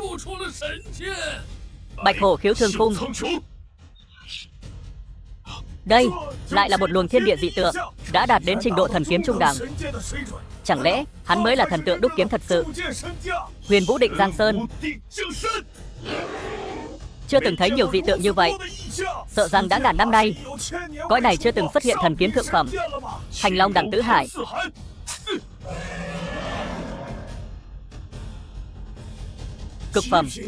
cực phẩm thần kiếm mới có thể gây ra dị tượng như vậy. Sao có thể chứ?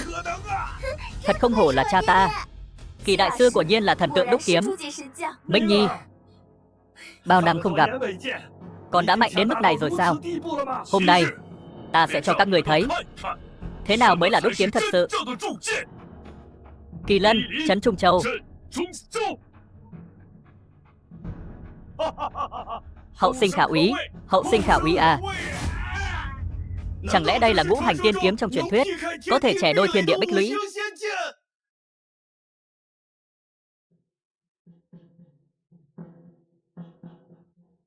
Không thể nào, một tên phế vật như hắn sao có thể chế tạo ra tiên kiếm? Theo cổ tịch ghi lại, chỉ có tiên kiếm mới có thể gây ra dị tượng kinh khủng như vậy. Kiếm này chắc chắn là tiên kiếm. Xem ra Kỷ gia chúng ta đã xuất hiện một chân long chi tử. Người này lại có thể chế tạo ra tiên kiếm, chẳng lẽ hắn còn lợi hại hơn cả thần tượng đúc kiếm ngốc à?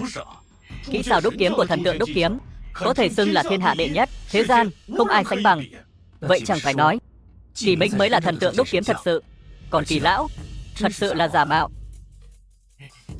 Kỷ lão, ngài mau chế tạo một thanh kiếm lợi hại hơn hắn đi. Kỳ đại sư, lão hủ trước đây không biết Thái Sơn, không biết ngài mới là thần tượng đúc kiếm, đã có mạo phạm, xin thứ tội. Kỳ lão, ngài đây là Kỳ Thừa Phong. Ngươi không chỉ ngu ngốc lão phu và những người khác, còn vọng tưởng hãm hại đồng môn. Đáng tội gì? Tam trưởng lão, hiểu lầm, đây đều là hiểu lầm mà. Người đâu? Tước đoạt thân phận Kỳ gia của hắn, đánh vào trường giới viện, chờ nghe xử lý. Kỳ Tinh Thần, ta liều với ngươi.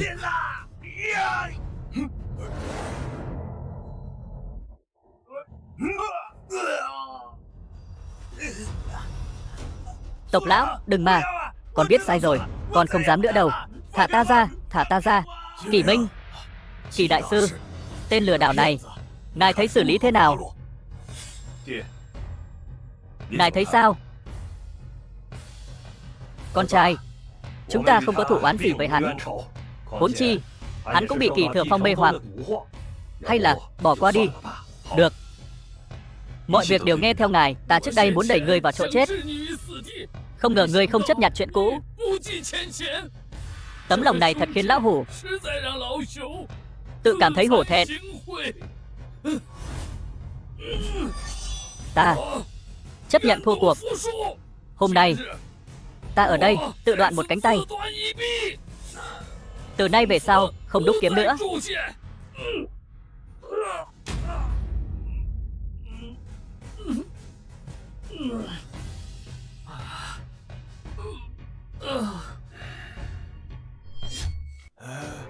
Tinh Thần, chúng ta đã hiểu lầm ngươi.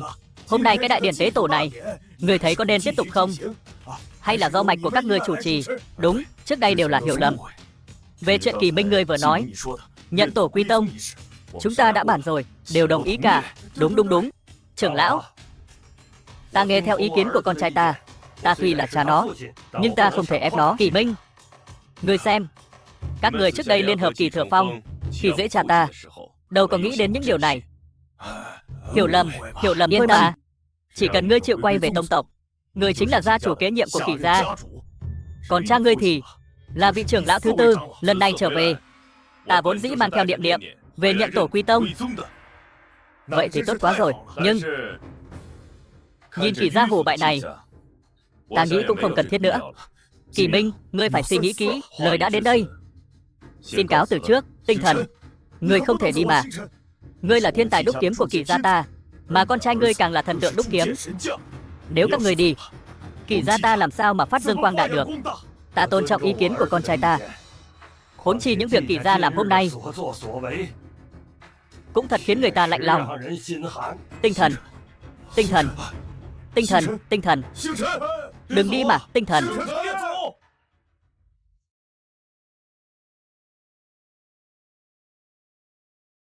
Kỳ đại sư, nếu ngươi không chê, có thể theo ta đến Trương gia tham quan một chút. Trương tiểu thư Vân Hy, vậy thì chúng ta làm phiền rồi. Sao lại thế chứ? Kỳ đại sư và bá phụ bá mẫu có thể đến nhà ta tham quan là vinh hạnh của Trương gia ta. Cha, những năm nay đã khiến người chịu khổ rồi, nhưng người yên tâm, con trai nhất định chữa khỏi cánh tay đứt của người. Minh Nhi, cha có thể thấy con bình an trở về là đã mãn nguyện lắm rồi. Còn về cánh tay này của ta, đã đứt nhiều năm rồi, đều quen rồi. Ta lại biết một nơi có thể có linh dược thần kỳ, đủ để tái sinh cánh tay. Ở đâu? Thông Thiên Kiếm Tháp. Thông Thiên Kiếm Tháp,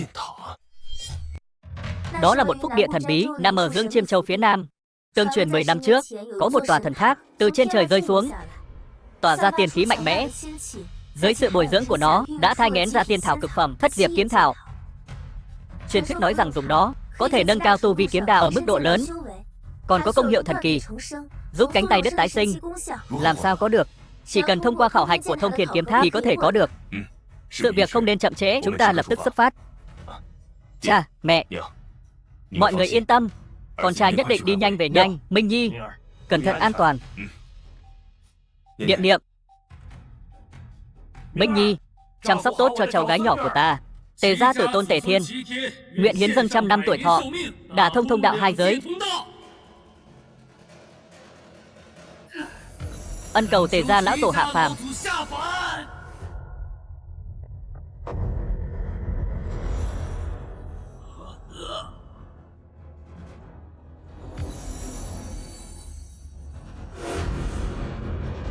Kẻ nào đang hô hoán bản tôn?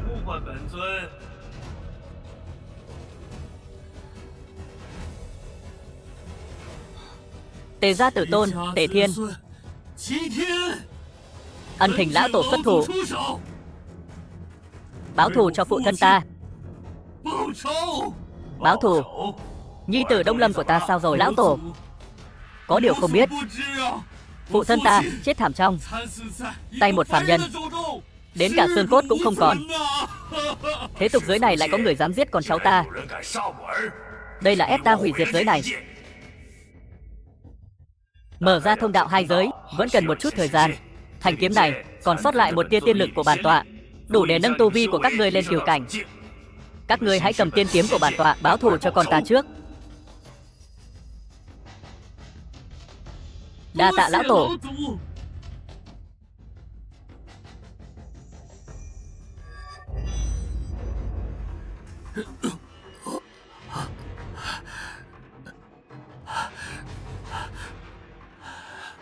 Ninh Nhi, hiện giờ thân thể ta suy yếu. Nàng cầm tiên kiếm của lão tổ đến Thông Thiên Kiếm Tháp, lấy thất diệp kiếm thảo để bồi dưỡng nhục thân cho ta, sau đó đi tìm Kỳ Minh báo thù.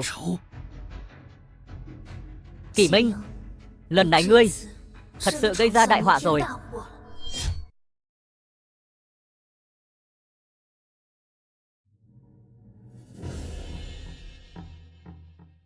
Nơi này chính là Thông Thiên Kiếm Tháp. Kiếm ý mà nó ẩn chứa, ngay cả cường giả kiêu cảnh cũng được lợi không ít. Kiếm ý ở đây hình như cũng không mạnh lắm, còn không bằng phòng đúc kiếm của cha ta. Đây không phải là đại tiểu thư Trương gia, Trương Vân Hy sao? Ngươi không ở nhà thủ linh cho tốt, còn có tâm tư chạy đến đây. Vương Giai Văn, ta đến đây thì liên quan gì đến ngươi? Ai nói không liên quan đến ta? Nơi này chỉ có đệ tử ngũ đại gia tộc mới được vào, còn ngươi chưa đủ tư cách. Trương gia ta là một trong ngũ đại gia tộc, sao lại không đủ tư cách? Trương gia sớm đã danh tồn thực vong rồi, chỉ còn lại mình ngươi còn đang thoi thóp. Chỉ cần ta còn, Trương gia sẽ không diệt vong. Không ngại nói cho người biết, tứ đại gia tộc đã quyết nghị xóa tên Trương gia khỏi hàng ngũ ngũ đại gia tộc và toàn quyền tiếp quản tất cả sản nghiệp dưới trướng Trương gia. Còn ngươi sẽ bị trục xuất khỏi Nam Châu, vĩnh viễn không được đặt chân đến. Cái gì? Các người đắc tội Kiếm Các, khiến gia tộc chết chóc thảm trọng. Giờ đây, ngay cả chấn tộc Thần Kiếm cũng đã đánh mất, còn mặt mũi nào sánh ngang với ngũ đại gia tộc chúng ta? Ta khuyên người, thức thời thì mau cút đi. Nếu không đợi chúng ta ra tay đuổi người sẽ không để tình đâu. Không thể nào. Trương gia là do ông đội ta một tay gây dựng, ta tuyệt đối sẽ không dâng cho người khác. Vậy thì đừng trách ta không khách khí. Ngươi muốn làm gì?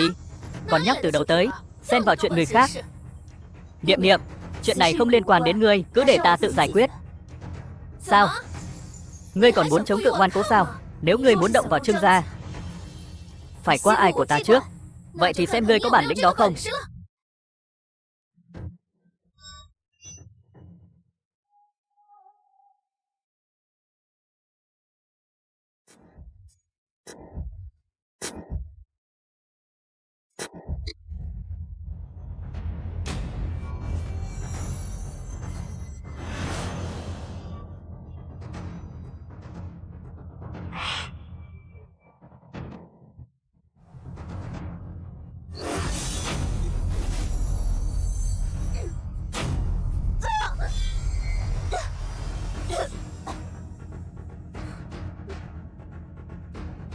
Bi ổi, trước đây ngươi có thần kiếm bên mình, ta thừa nhận không phải đối thủ của ngươi, nhưng giờ ngươi trước mặt ta chỉ như con kiến nhỏ bé.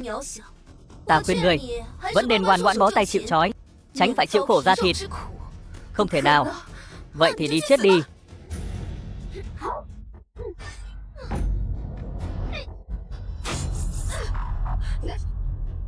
Dừng tay. Đây chẳng phải là Lý thiếu gia sao? Các ngươi đang làm gì vậy? Ngươi chẳng phải là thích Trương tiểu thư của Trương gia sao? Ta đang định bắt cô ta đưa đến phủ của người đấy. Vân Hy là vị hôn thê của ta, há để ngươi mạo phạm? Lý Thanh Hà, ngươi. Vân Hy, Muội không sao chứ? Ta không sao.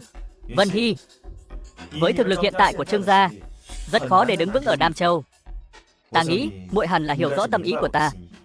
Chỉ cần muội đồng ý gả cho ta, ta có thể bảo đảm Trương gia sau này sẽ không ai dám động vào. Trương tiểu thư, Lý gia là đứng đầu ngũ đại gia tộc, hơn nữa gia chủ chúng ta còn là người có thể đối kháng với kiếm thần. Nếu có Lý thiếu gia che chở, dù là kiếm các cũng phải dè chừng. Lý thiếu gia, đây là chuyện của riêng ta. Ta muốn tự mình giải quyết. Giải quyết? Ngươi giải quyết thế nào? Dựa vào một đại kiếm sư nhỏ bé như ngươi, hay là tên phế vật bên cạnh ngươi? Ngươi, Lý thiếu gia, ta đã sớm lập lời thề, ai có thể giúp Trương gia ta báo thù, ta nguyện làm trâu làm ngựa để báo đáp người đó. Cho nên, xin lỗi. Không cần xin lỗi. Vân Hy, muội xem, đây chẳng phải là thần kiếm thiên tướng của Trương gia sao? Sao lại ở chỗ ngươi? Thanh kiếm này chính là chiến lợi phẩm của phụ thân ta. Chiến lợi phẩm? Không ngại nói cho muội biết, vị cao nhân thần bí chém giết kiếm thần kia chính là phụ thân ta.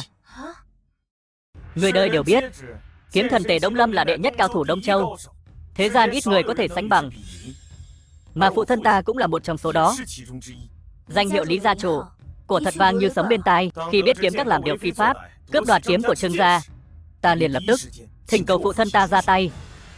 Tại kiếm các, trong đại điển vấn kiếm đã chiến, và cuối cùng thắng nửa chiêu, cũng chỉ là may mắn thắng mà thôi.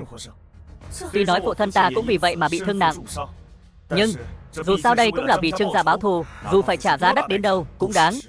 Đại ân đại đức của Lý gia chủ. Vân Hy không biết báo đáp thế nào. Không ngờ con bé này lại dễ bị lừa đến vậy. Cũng không uổng công ta tốn nhiều tiền đã tạo ra thanh thiên tướng kiếm giả này. Chỉ cần có thể thu phục Trương Vân Hy vào ma đạo, thì toàn bộ tài sản của nhà họ Trương đều sẽ do ta nắm giữ. Vân Hy, nàng cũng nên hiểu rõ tâm ý của ta đối với nàng. Lý thiếu, xin đừng như vậy. Vân Hy ngoan, nếu nàng không muốn gả cho ta, thì ta cũng không ép buộc.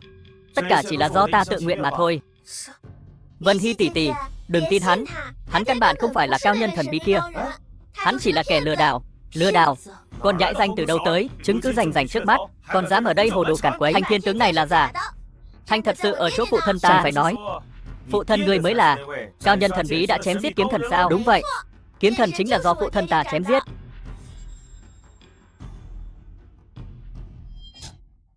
Vậy ngươi nói cho ta biết, cha ngươi là ai? Đó chính là cha ta. Một tên phế vật không có tu vi, lại dám mạo danh cao nhân đủ sức chém thần. Phụ thân ta không phải phế vật, ông ấy rất lợi hại. Chỉ bằng ông ấy, một gã thợ rèn hôi hám, ta thấy ngay cả cổng kiếm các, hắn cũng không vào được đâu. Các người thật to gan, dám mạo danh vị tồn tại vô thượng kia, không phải là muốn tìm chết sao? Niệm Niệm, có những lời không thể nói bừa. Niệm Niệm không nói bừa. Người có thể chém giết kiếm thần, chắc chắn là nhân vật đỉnh phong của thế gian này. Ngoài phụ thân ta là Lý Thường Lan ra, ai xứng hưởng vinh dự này?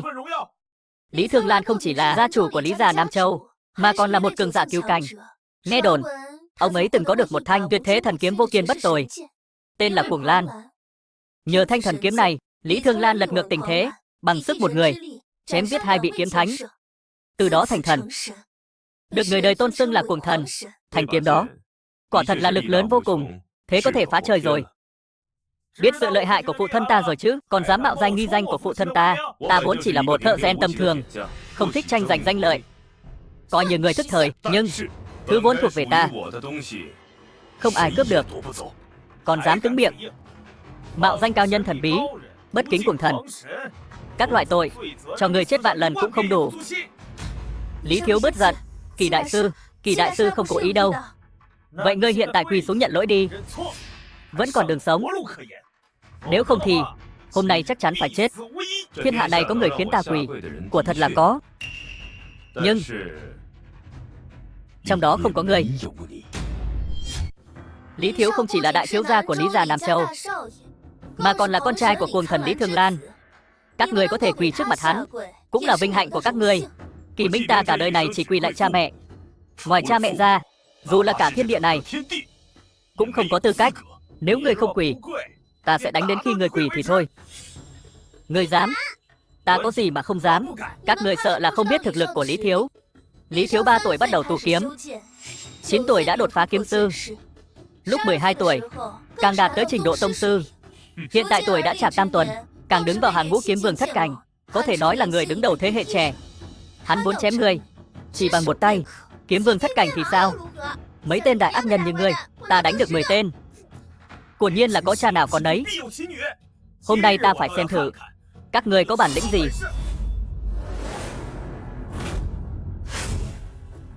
Tránh ra, nếu không chết. Nếu người nhất quyết muốn động vào Kỳ đại sư thì phải qua ai của ta trước.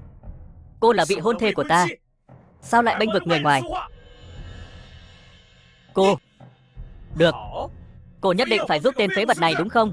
Trước kia ta đã hứa với cô, tất cả điều kiện đều hủy bỏ. Loại phụ nữ như cô chỉ xứng làm một con ở Lý gia ta. Dám ức hiếp Vân Hy tỷ tỷ của ta, đáng đánh. Được lắm, hôm nay ta sẽ cho các người biết, ta là vương, không thể nhục mạ.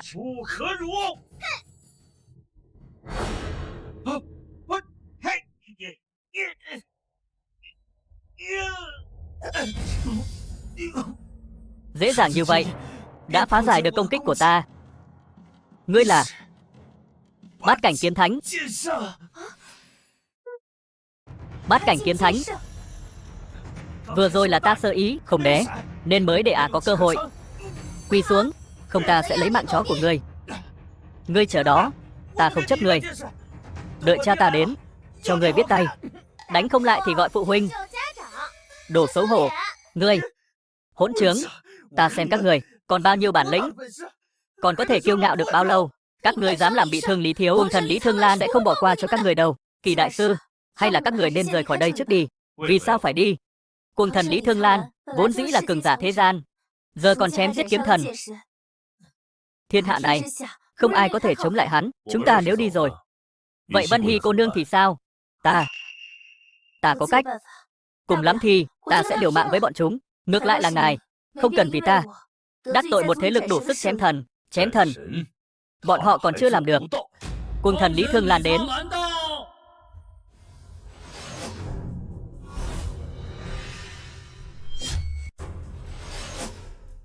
Cha, ngài cuối cùng cũng đến rồi.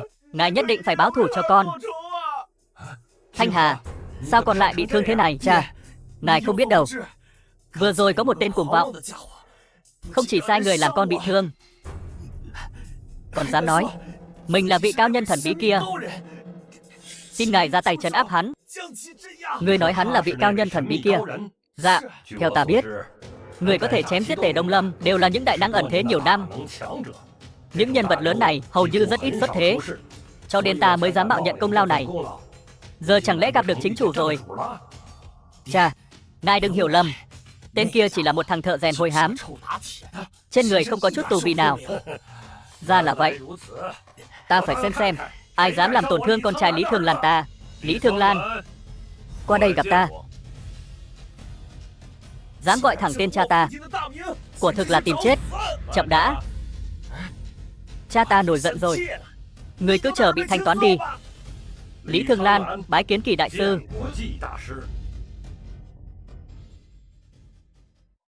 Phụ thân, người đang làm gì vậy? Đồ hỗn trướng. Người có biết hắn là ai không? Hắn chẳng phải là một thằng thợ rèn hôi hám càn rỡ. Hắn chính là ân nhân của Lý gia ta. Thần kiếm Cuồng Lan của Lý gia ta chính là do hắn tạo ra. Hắn là thần tượng luyện kiếm. Đây đều là hiểu lầm. Hiểu lầm. Lý Thương Lan, người đúng là dạy dỗ được một đứa con ngoan, khuyên từ nhiều chỗ mạo phạm, mong Kỳ đại sư thứ lỗi. Thì ra Kỳ đại sư và Lý gia chủ quen biết nhau. Vậy thì không sao rồi. Đây chẳng phải là nước lũ cuốn trôi Miếu Long Vương sao? Kỳ đại sư, ngài xem chuyện này hay là cứ bỏ qua đi. Không thể bỏ qua như vậy được. Cha, con biết sai rồi. Sau này con không dám nữa. Ngươi sai chính là sai rồi. Kỳ đại sư, khuyên tử mạo phạm ngài, đương nhiên phải chịu trừng phạt. Chỉ cần ngài giao ra tiên kiếm của ngài, ẩn oán này coi như xóa bỏ. Thế nào, Lý gia chủ, ngài có nhầm lẫn gì không? Rõ ràng là con trai ngài sai trước, vì sao lại bảo Kỳ đại sư giao kiếm? Ta không nhầm lẫn. Hắn làm con trai ta bị thương, đáng lẽ phải chết. Nhưng niệm tình hắn có ân với Lý gia ta mới miễn cưỡng chấp nhận tiên kiếm của hắn, xem như bồi thường, giữ lại mạng sống cho hắn. Người nói vậy còn không thấy lòng ta rộng lượng sao? Đúng vậy, ta biết ngay cha ta sẽ không bỏ mặc ta mà. Lý gia chủ, sao người có thể như vậy? Ta làm vậy cũng là vì Kỳ đại sư tốt, vì ta tốt. Đúng, từ khi tiên kiếm xuất thế đến nay, ánh mắt thế nhân đều dồn vào đây. Với thực lực của ngươi, căn bản không giữ được nó. Chỉ có giao nó cho ta mới có thể an thân lập mệnh.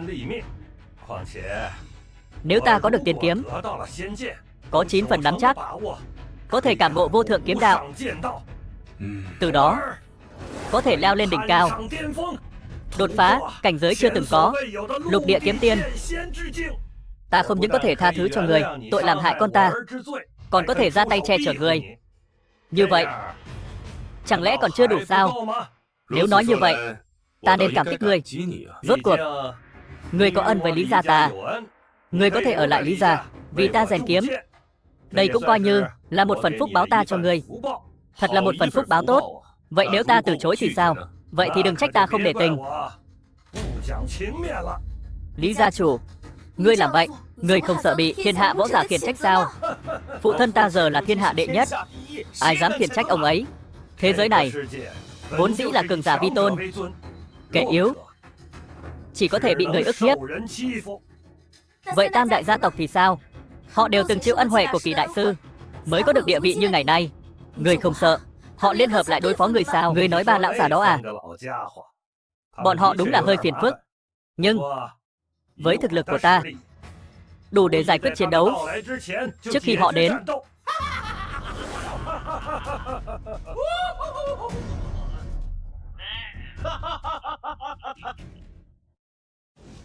Đây là gia chủ của 3 đại gia tộc còn lại. Thực lực của họ tuy không bằng ông ta, nhưng cũng xấp xỉ. Kỳ đại sư, chúng ta an toàn rồi. Thật vậy sao? Lý Thương Lan, ngươi làm vậy quá bất nghĩa rồi. Ngươi dám ra tay với Kỳ đại sư, sao ngươi có thể làm ra chuyện đê tiện bị ổi như vậy? Bi ai, ta thật sự thấy bi ai cho ngươi. Có chúng ta ở đây, ta phải xem ai dám động vào Kỳ đại sư. Vân Hy, đa tạ 3 vị gia chủ ra tay giúp đỡ. Đây là nên làm mà. Kỳ đại sư có ân với chúng ta mà. Không có hắn thì làm gì có chúng ta ngày hôm nay. Đúng vậy, cả đời này ta ghét nhất loại người vong ân bội nghĩa này. Kỳ đại sư, ngài yên tâm, có chúng ta ở đây, hôm nay ông ta không động được ngài đâu. Đã mọi người đều đến rồi thì không cần phải che che giấu giấu nữa. Ý ngươi là gì? Mấy người các ngươi chẳng phải cũng vì lợi ích trên người hắn mà ở đây làm bộ làm tịch sao? Ta không làm chuyện thất đức đó đâu. Ngươi coi chúng ta là loại người gì vậy? Giáo dục từ nhỏ đến lớn của ta không cho phép ta làm chuyện này. Ta hứa với các ngươi có thể chia đều tất cả lợi ích cho các ngươi. Ngươi tưởng tam đại gia chủ đều giống ngươi, là kẻ thấy lợi quên nghĩa sao? Lão Lý à, ngươi sớm nói vậy thì tốt rồi. Đúng vậy, cũng đỡ chúng ta tốn nhiều nước bọt như vậy. Vậy thì quyết định vậy đi. Mắt nhìn người của ngươi thật chuẩn đấy. Các ngươi có ý gì? Chúng ta à, chỉ là đưa ra một lựa chọn sáng suốt nhất thôi. Chẳng lẽ ngươi thật sự cho rằng chúng ta sẽ đến bảo vệ cái tên phế vật không có thực lực này sao? Trương gia nha đầu, ta khuyên cô bớt lo chuyện bao đồng đi. Nếu không, chúng ta không ngại xóa sổ Trương gia khỏi thế giới này đâu. Ngươi, Kỳ đại sư, ngươi ngoan ngoãn bó tay chịu trói đi, hay là để mấy người chúng ta đánh cho ngươi ngoan ngoãn bó tay chịu trói đây?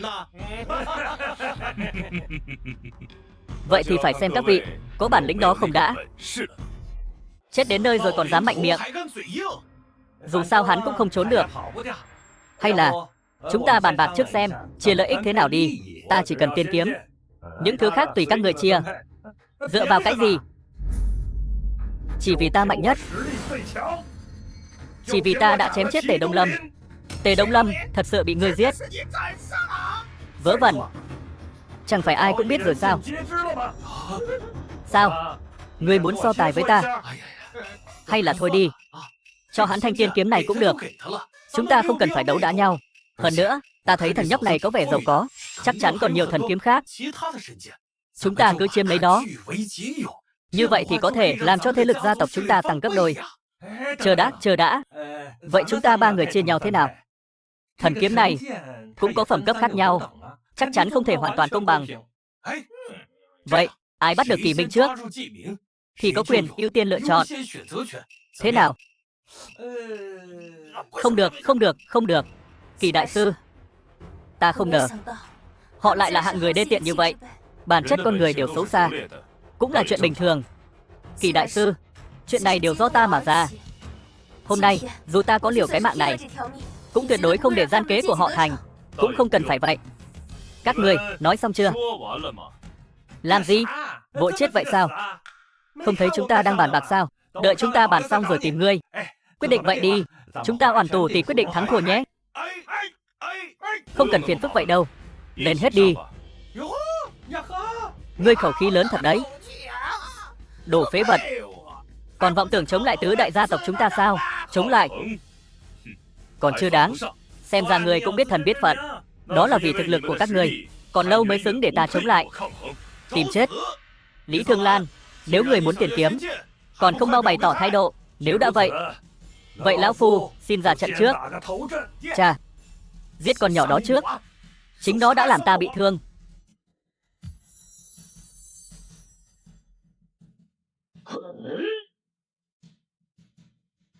Khoan đã. Con bé, các người còn chưa được đụng vào. Đây là người của Kiếm Các. Chẳng phải họ đã bế quan rồi sao? Người của Kiếm Các không lẽ đến báo thù? Dù sao thì hung thủ giết kiếm thần Tề Đông Lâm cũng ở ngay đây. Ai mà biết được. Nhưng Kiếm Các không có kiếm thần trấn giữ, căn bản không đáng lo. Chẳng phải Kiếm Các người đã trên danh nghĩa không còn tồn tại sao? Còn đến đây làm gì? Chuyện của Kiếm Các chúng ta khi nào đến lượt ngươi chỉ trỏ? Vậy ngươi là ai? Mạnh Ninh, quyền trưởng môn Kiếm Các. Chỉ là quyền trưởng môn Kiếm Các mà cũng dám kiêu ngạo như vậy. Kiếm thần đã chết. Kiếm Các chỉ là một môn phái hạng 2. Tứ đại gia tộc Nam Châu chúng ta sớm đã có thể búng tay là diệt được các người rồi. Toàn lời vô nghĩa.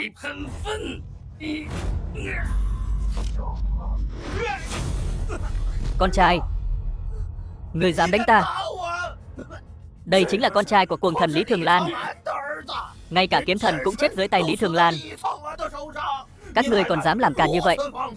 Không sợ bị tiêu diệt hoàn toàn sao? Lý Thường Lan chỉ là kẻ bại trận dưới tay kiếm thần mà thôi, cũng dám ở đây làm càn. Lão Lý, chẳng phải ngươi nói kiếm thần chết dưới tay người sao? Đúng vậy, cái này là một sự cố. Xem ra có người đang khoác lác ở đây. Không ngờ bị người ta vạch trần ngay tại chỗ. Hôm nay Kiếm Các xuất sơn chỉ vì hai việc. Một là để báo thù cho kiếm thần, hai là để thông báo cho thiên hạ Kiếm Các trở lại bách tộc triều phụng. Kẻ nào không tôn trọng, giết không tha. Khẩu khí lớn thật. Ngươi nổ đến tận trời rồi. Kiếm Các không có kiếm thần trấn giữ, lão phu lật tay là diệt được.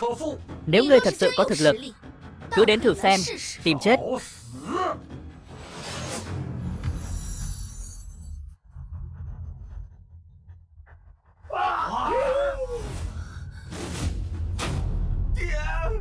Chà, Lý Thương Lan cứ vậy mà chết rồi. Chết rồi, chết rồi. Cha ta nhưng là cường giả kiêu cảnh, cứ vậy mà chết rồi. Không phải, cô ta chỉ là lục cảnh kiếm tôn, vậy mà có thể chém giết cường giả kiêu cảnh. Không đúng, chắc chắn là mượn ngoại lực. Là thanh kiếm trên tay cô ta, khí tức đáng sợ thật. Sư phụ của cô ta là kiếm thần Tề Đông Lâm, tay cầm bảo vật lợi hại như vậy. Chẳng lẽ Kiếm Các thật sự muốn phục hồi vinh quang ngày xưa sao? Còn không mau cút. Tiếp theo đến lượt các ngươi. Hiểu lầm mà, hiểu lầm. Chúng ta không dám đối địch với Kiếm Các. Đúng vậy, các người muốn làm bị thương con gái ta, còn dám nói là hiểu lầm. Con gái? Ở đây chỉ có một đứa bé gái, vậy chẳng phải nói con gái cô ta là...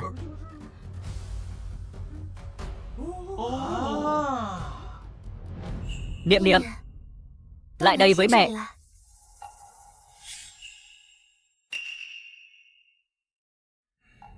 Cô gái này lại là con gái của Mạnh Ninh.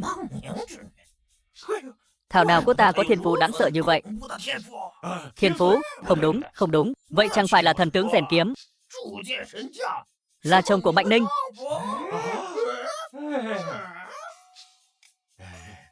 Kỳ đại sư, chúng ta đều bị Lý Thương Lan xúi giục, mới có hành động bất kính với ngài. Lý Thương Lan đã phải trả giá vì chuyện này rồi. Cái đó, ngài cứ lượng thứ cho chúng ta, tha thứ cho ba chúng ta đi. Kỳ đại sư à, phiền ngài giúp ta. Trước mặt Mạnh Ninh các chủ, nói tốt vài câu. Ngài có yêu cầu gì, chúng ta đều có thể đáp ứng. Đúng, nhất định đáp ứng. Các người nghĩ nhiều rồi.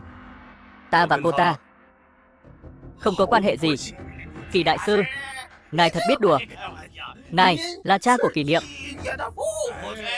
mà Mạnh Ninh là mẹ của Kỷ Niệm. Sao ngài và cô ta lại không có quan hệ? Niệm, con không nhớ mẹ sao? Lại đây với mẹ. Mẹ bây giờ đã có đủ thực lực và quyền thế, đủ để con trở thành kiếm thần kế tiếp.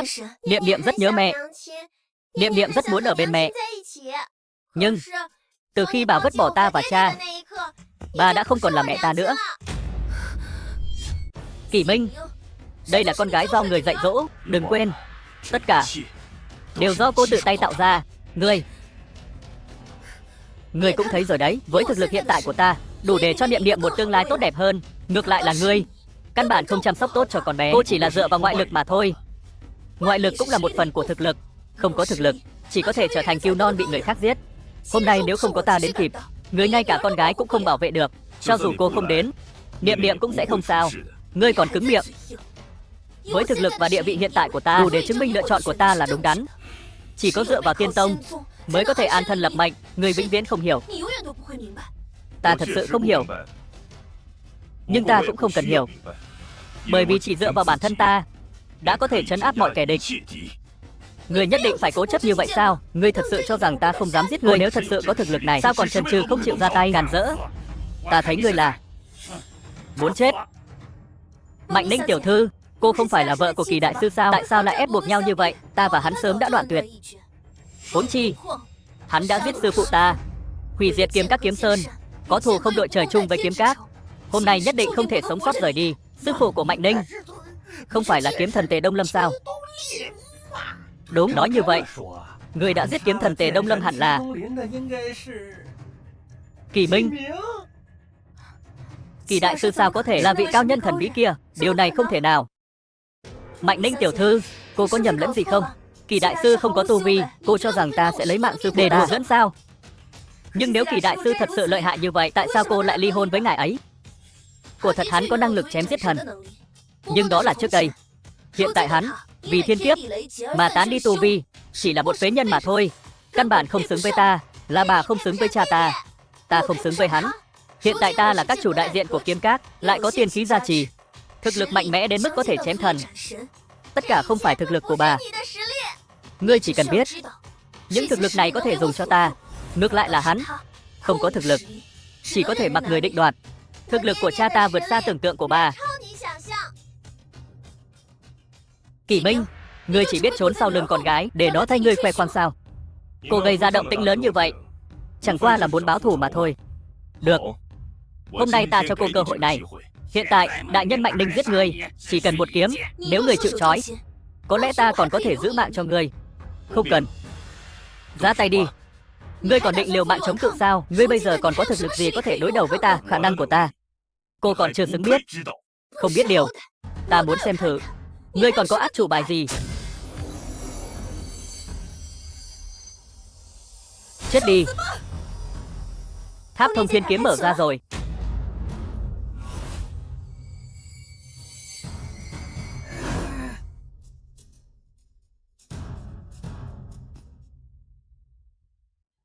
Tháp thông thiên kiếm cuối cùng cũng mở ra rồi.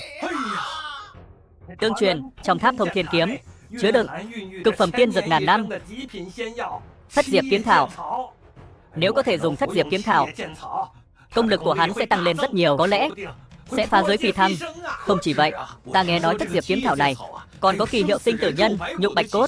Hơn nữa, tay bị đứt, ăn vào còn có thể phục hồi. Cơ hội ngay trước mắt, xem ta có lấy được hay không. Lấy được, đi. Đại nhân Mạnh Ninh, mục đích của chúng ta lần này là vì thất diệp kiếm thảo mà đến. Nếu có thể có được một gốc để Thiện Thiên thiếu chủ trở thành kiếm thần đời mới, không cần thiết lãng phí thời gian ở đây. Về phần Kỷ Minh kia, lúc nào cũng có thể giải quyết hắn.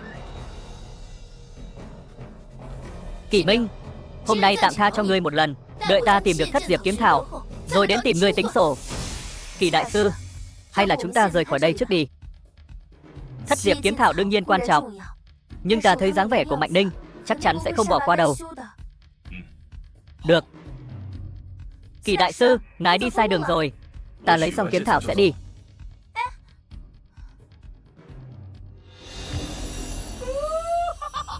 Thực ra có 3 gốc thất diệp kiếm thảo. Lần này chúng ta phát tài rồi.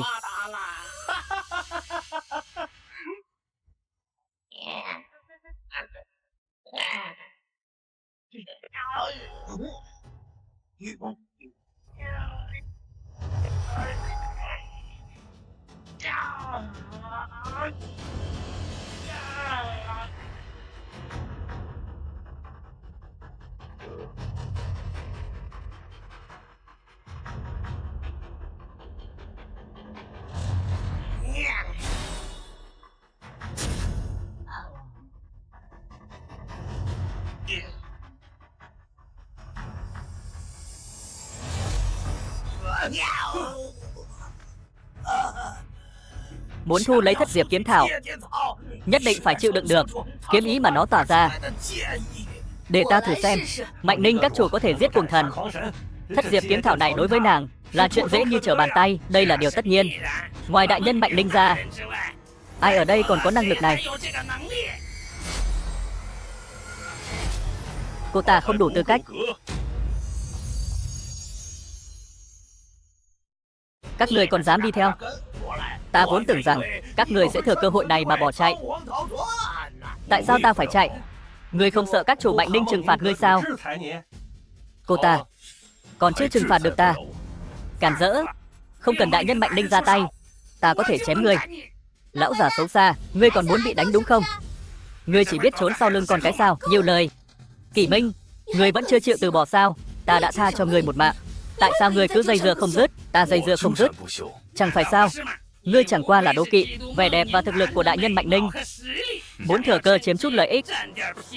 Ta đã nói rồi, giữa ta và ngươi không còn khả năng nào nữa. Dám dây dưa nữa, ta tất giết ngươi. Ngươi cười gì? Ta cười cô quá tự cao tự đại. Ta cười cô tự cho là đúng. Ta tự cho là đúng. Như cô, loại người anh vô định hót, chỉ biết dựa vào ngoại lực, ta còn không thèm dây dưa. Quá vô sỉ. Đại nhân Mạnh Ninh của chúng ta hiện tại là phó các chủ của kiếm các chúng ta, lại có tiên khí gia trì, có thể nói là một đời nữ kiếm tiên. Xin hỏi thế gian này ai có thể so sánh với nàng, phải không? Nhưng theo ta thấy, cô còn không bằng cô nương Vân Hy bên cạnh ta. Ta không bằng nàng. Kỷ Minh, ngươi lại so sánh ta với một kiếm sư. Kiếm sư thì sao? Vân Hy cô nương dùng tâm tù kiếm, xứng với trời đất. Dù là kiếm sư, nàng vẫn xứng đáng được người khác tôn trọng. Loại kiếm này, ta một tay có thể trấn áp, cô không làm được. Kỷ Minh, ngươi nhất định muốn khiêu khích ta sao? Được, hôm nay ta sẽ cho người thua tâm phục khẩu phục. Có dám để nàng ta so với ta một trận? So cái gì? Chỉ cứ so. Ai hái được thất diệp kiếm thảo trước? Cũng đừng nói ta ức hiếp nàng.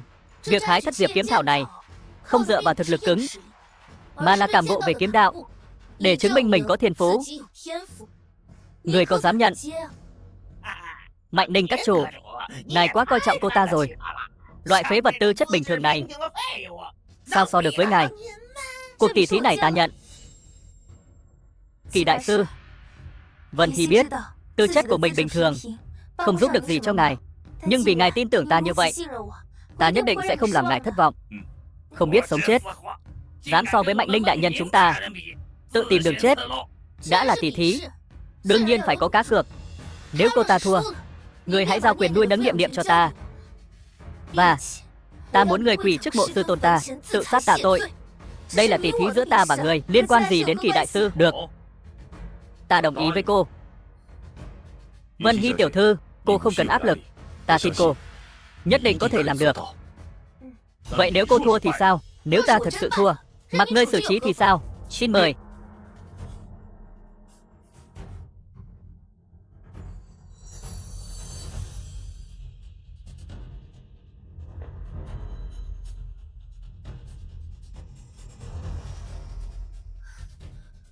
Kỷ Minh, ta biết ngươi luôn cho rằng ta có thành tựu ngày hôm nay là nhờ thất khiếu lưu ly kiếm tâm của ngươi.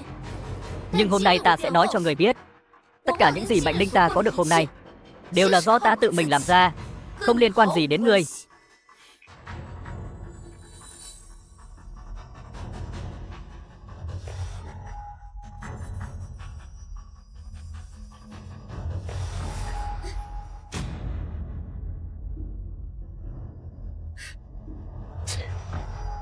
Thành rồi, Mạnh Ninh đại nhân thành công rồi.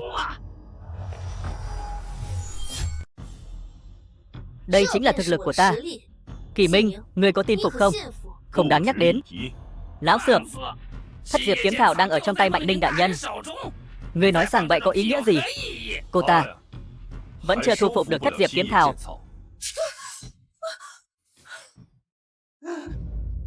Xem ra Mạnh Ninh cũng chưa nhận được sự công nhận của thất diệp tiên thảo. Nếu không, sao cô ta lại bị kiếm ý kia làm bị thương? Chuyện này không thể nào. Ta là quyền các chủ kiếm các, trên đời này không có thứ gì ta không thu phục được.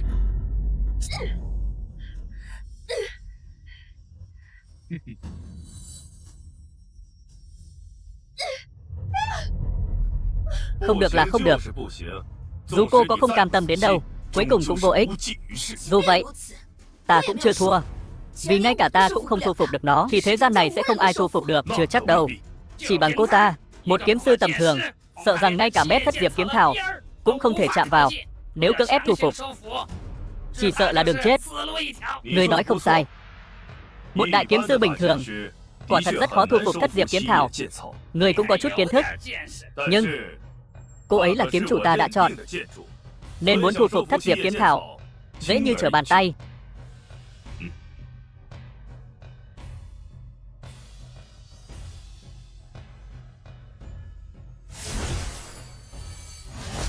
Con nhìn cho kỹ.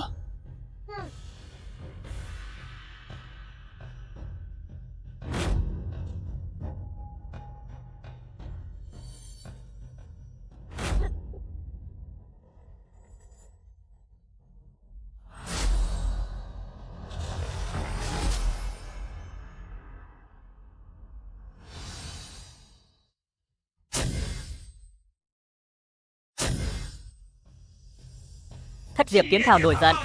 Cô ta chết chắc rồi.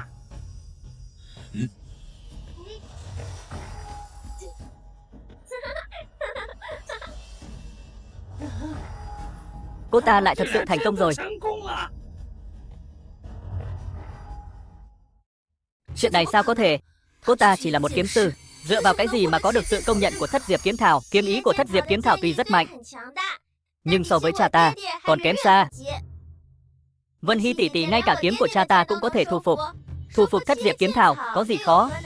Ta cũng có thể thu phục tiền kiếm, tại sao ta lại không được? Vậy chỉ có thể nói cô không bằng cô ấy. Ta không bằng cô ấy. Luận tu vi thực lực, ta hơn cô ấy rất nhiều. Luận bối cảnh thực lực, kiếm các cũng không phải là thứ nhà họ Trương có thể so sánh được. Huống chi ta còn có tiên kiếm gia trì, sao có thể không bằng à? Kiếm của cô mà cũng gọi là tiên kiếm, chẳng qua là nhận được chút tiên lực gia trì mà thôi. So với tiên kiếm thật sự còn kém xa vạn dặm. Dù là vậy, ta muốn chém ngươi một kiếm là đủ. Ngươi đã dùng thủ đoạn gì rồi? Nói, nếu không ta sẽ giết người ngay bây giờ. Tâm cô loạn rồi. Kỷ Minh, ngươi câm miệng cho ta. Một phế vật như ngươi dựa vào đâu mà bàn luận ta ỷ lại vào ngoại lực, sẽ quên mất bản thân.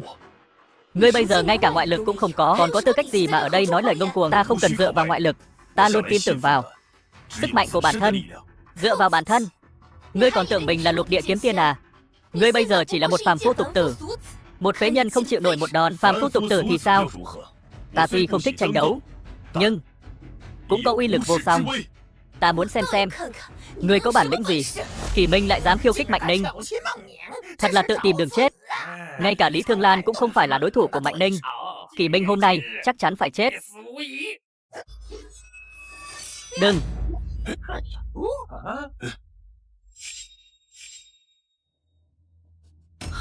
Sao có thể? Không ngờ cô thật sự động sát tâm. Mạnh Ninh, cô thật sự khiến ta rất thất vọng. Ta vốn tưởng rằng cô đối với chúng ta vẫn còn chút chấp niệm, không ngờ tình cảm giữa chúng ta trong mắt cô không đáng một xu. Bỏ kiếm xuống, may ra còn có đường sống. Được. Ngươi, bây giờ ta đã bỏ rồi. Kỳ Minh, ngươi căn bản không hề tán đi tu vi. Ngươi lừa chúng ta, vậy chẳng phải nói hắn vẫn là Lục Địa Kiếm Tiên chém giết kiếm thần Tề Đông Lâm sao? Không đúng. Ngươi nhìn hắn xem, trên người hắn không có bất kỳ tu vi nào, đã tán đi tu vi, nhưng muốn khôi phục chỉ là chuyện trong chớp mắt.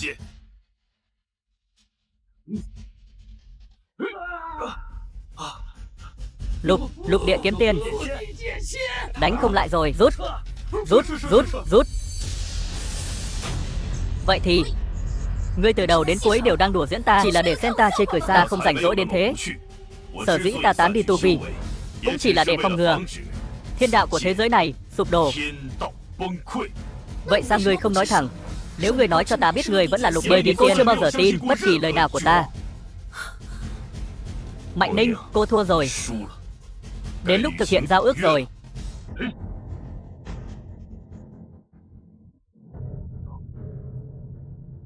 Kỳ Minh, lão tổ nhà họ Tề ta ở đây, còn chưa đến lượt ngươi làm càn. Nói đi, ngươi muốn chết như thế nào? Ninh Nhi, nàng không sao chứ? Tề Thiên thiếu chủ, vị này, đây là lão tổ nhà họ Tề ta. Ta đặc biệt mời hắn hạ phàm để báo thù cho phụ thân ta. Ta không tin Kỳ Minh còn không chết. Cường giả tiên linh cảnh tầng 11 sao? Kỳ Minh, ngươi sẽ chống lại như thế nào đây? Thằng nhãi ranh, dám giết con ta.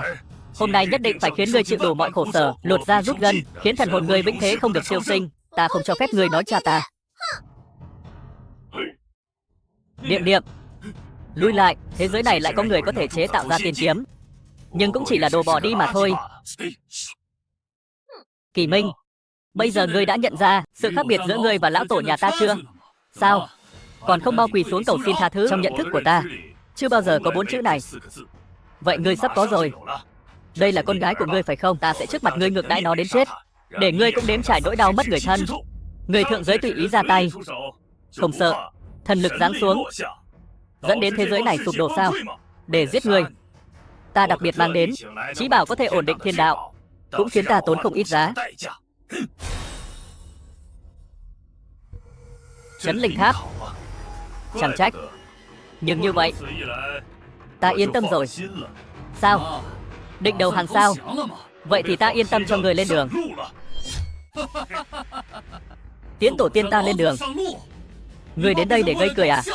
Ngươi ở tuổi này mà trở thành Lục Địa Kiếm Tiên, nhưng so với lão phu vẫn còn kém xa.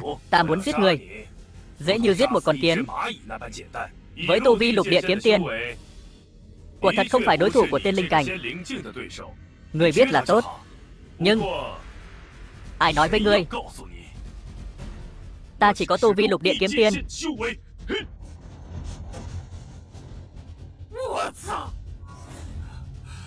Sao có thể? Khí tức của hắn vẫn còn tăng lên. Ta đã nói rồi, Lục Địa Kiếm Tiên chỉ là giới hạn của thế giới này, chứ không phải giới hạn của ta. Lão tổ không được sơ suất. Phụ thân ta năm xưa cũng khinh thường hắn như vậy, nên mới bị phản sát. Ai biết thằng nhóc này còn có chiêu gì sau lưng không? Nếu đã vậy, vậy ta sẽ chém giết hắn ngay bây giờ để trừ hậu họa. Chết đi. Ta vốn không muốn tranh đấu, sao cứ ép ta?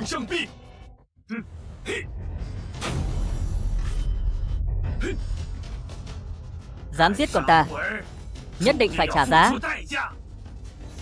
Người chưa phi thăng, nhục thân chưa được tiên lực tẩy lễ, dù tu vi có mạnh đến đâu cũng chỉ là phàm thai. Dám cứng trọi tiên linh, chỉ có con đường chết. Phàm thai thì sao? Hôm nay ta Kỳ Minh dùng thân phàm sánh vai tiên linh. Si tâm vọng tưởng. Nhục thân của ngươi sao có thể khủng bố như vậy? Không đúng, ngươi không phải tiên linh cảnh, là tiên đế.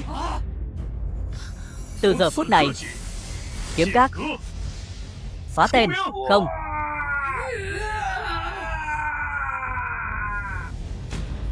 Lão tổ nhà ta, cường giả tiên linh cảnh thập nhất cảnh, lại bị một quyền đánh chết.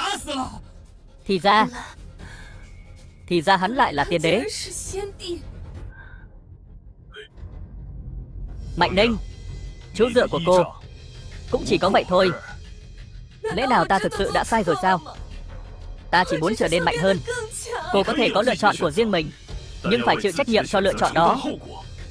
Thiên đạo có thường, tự làm tự chịu. Niệm niệm, theo cha về nhà.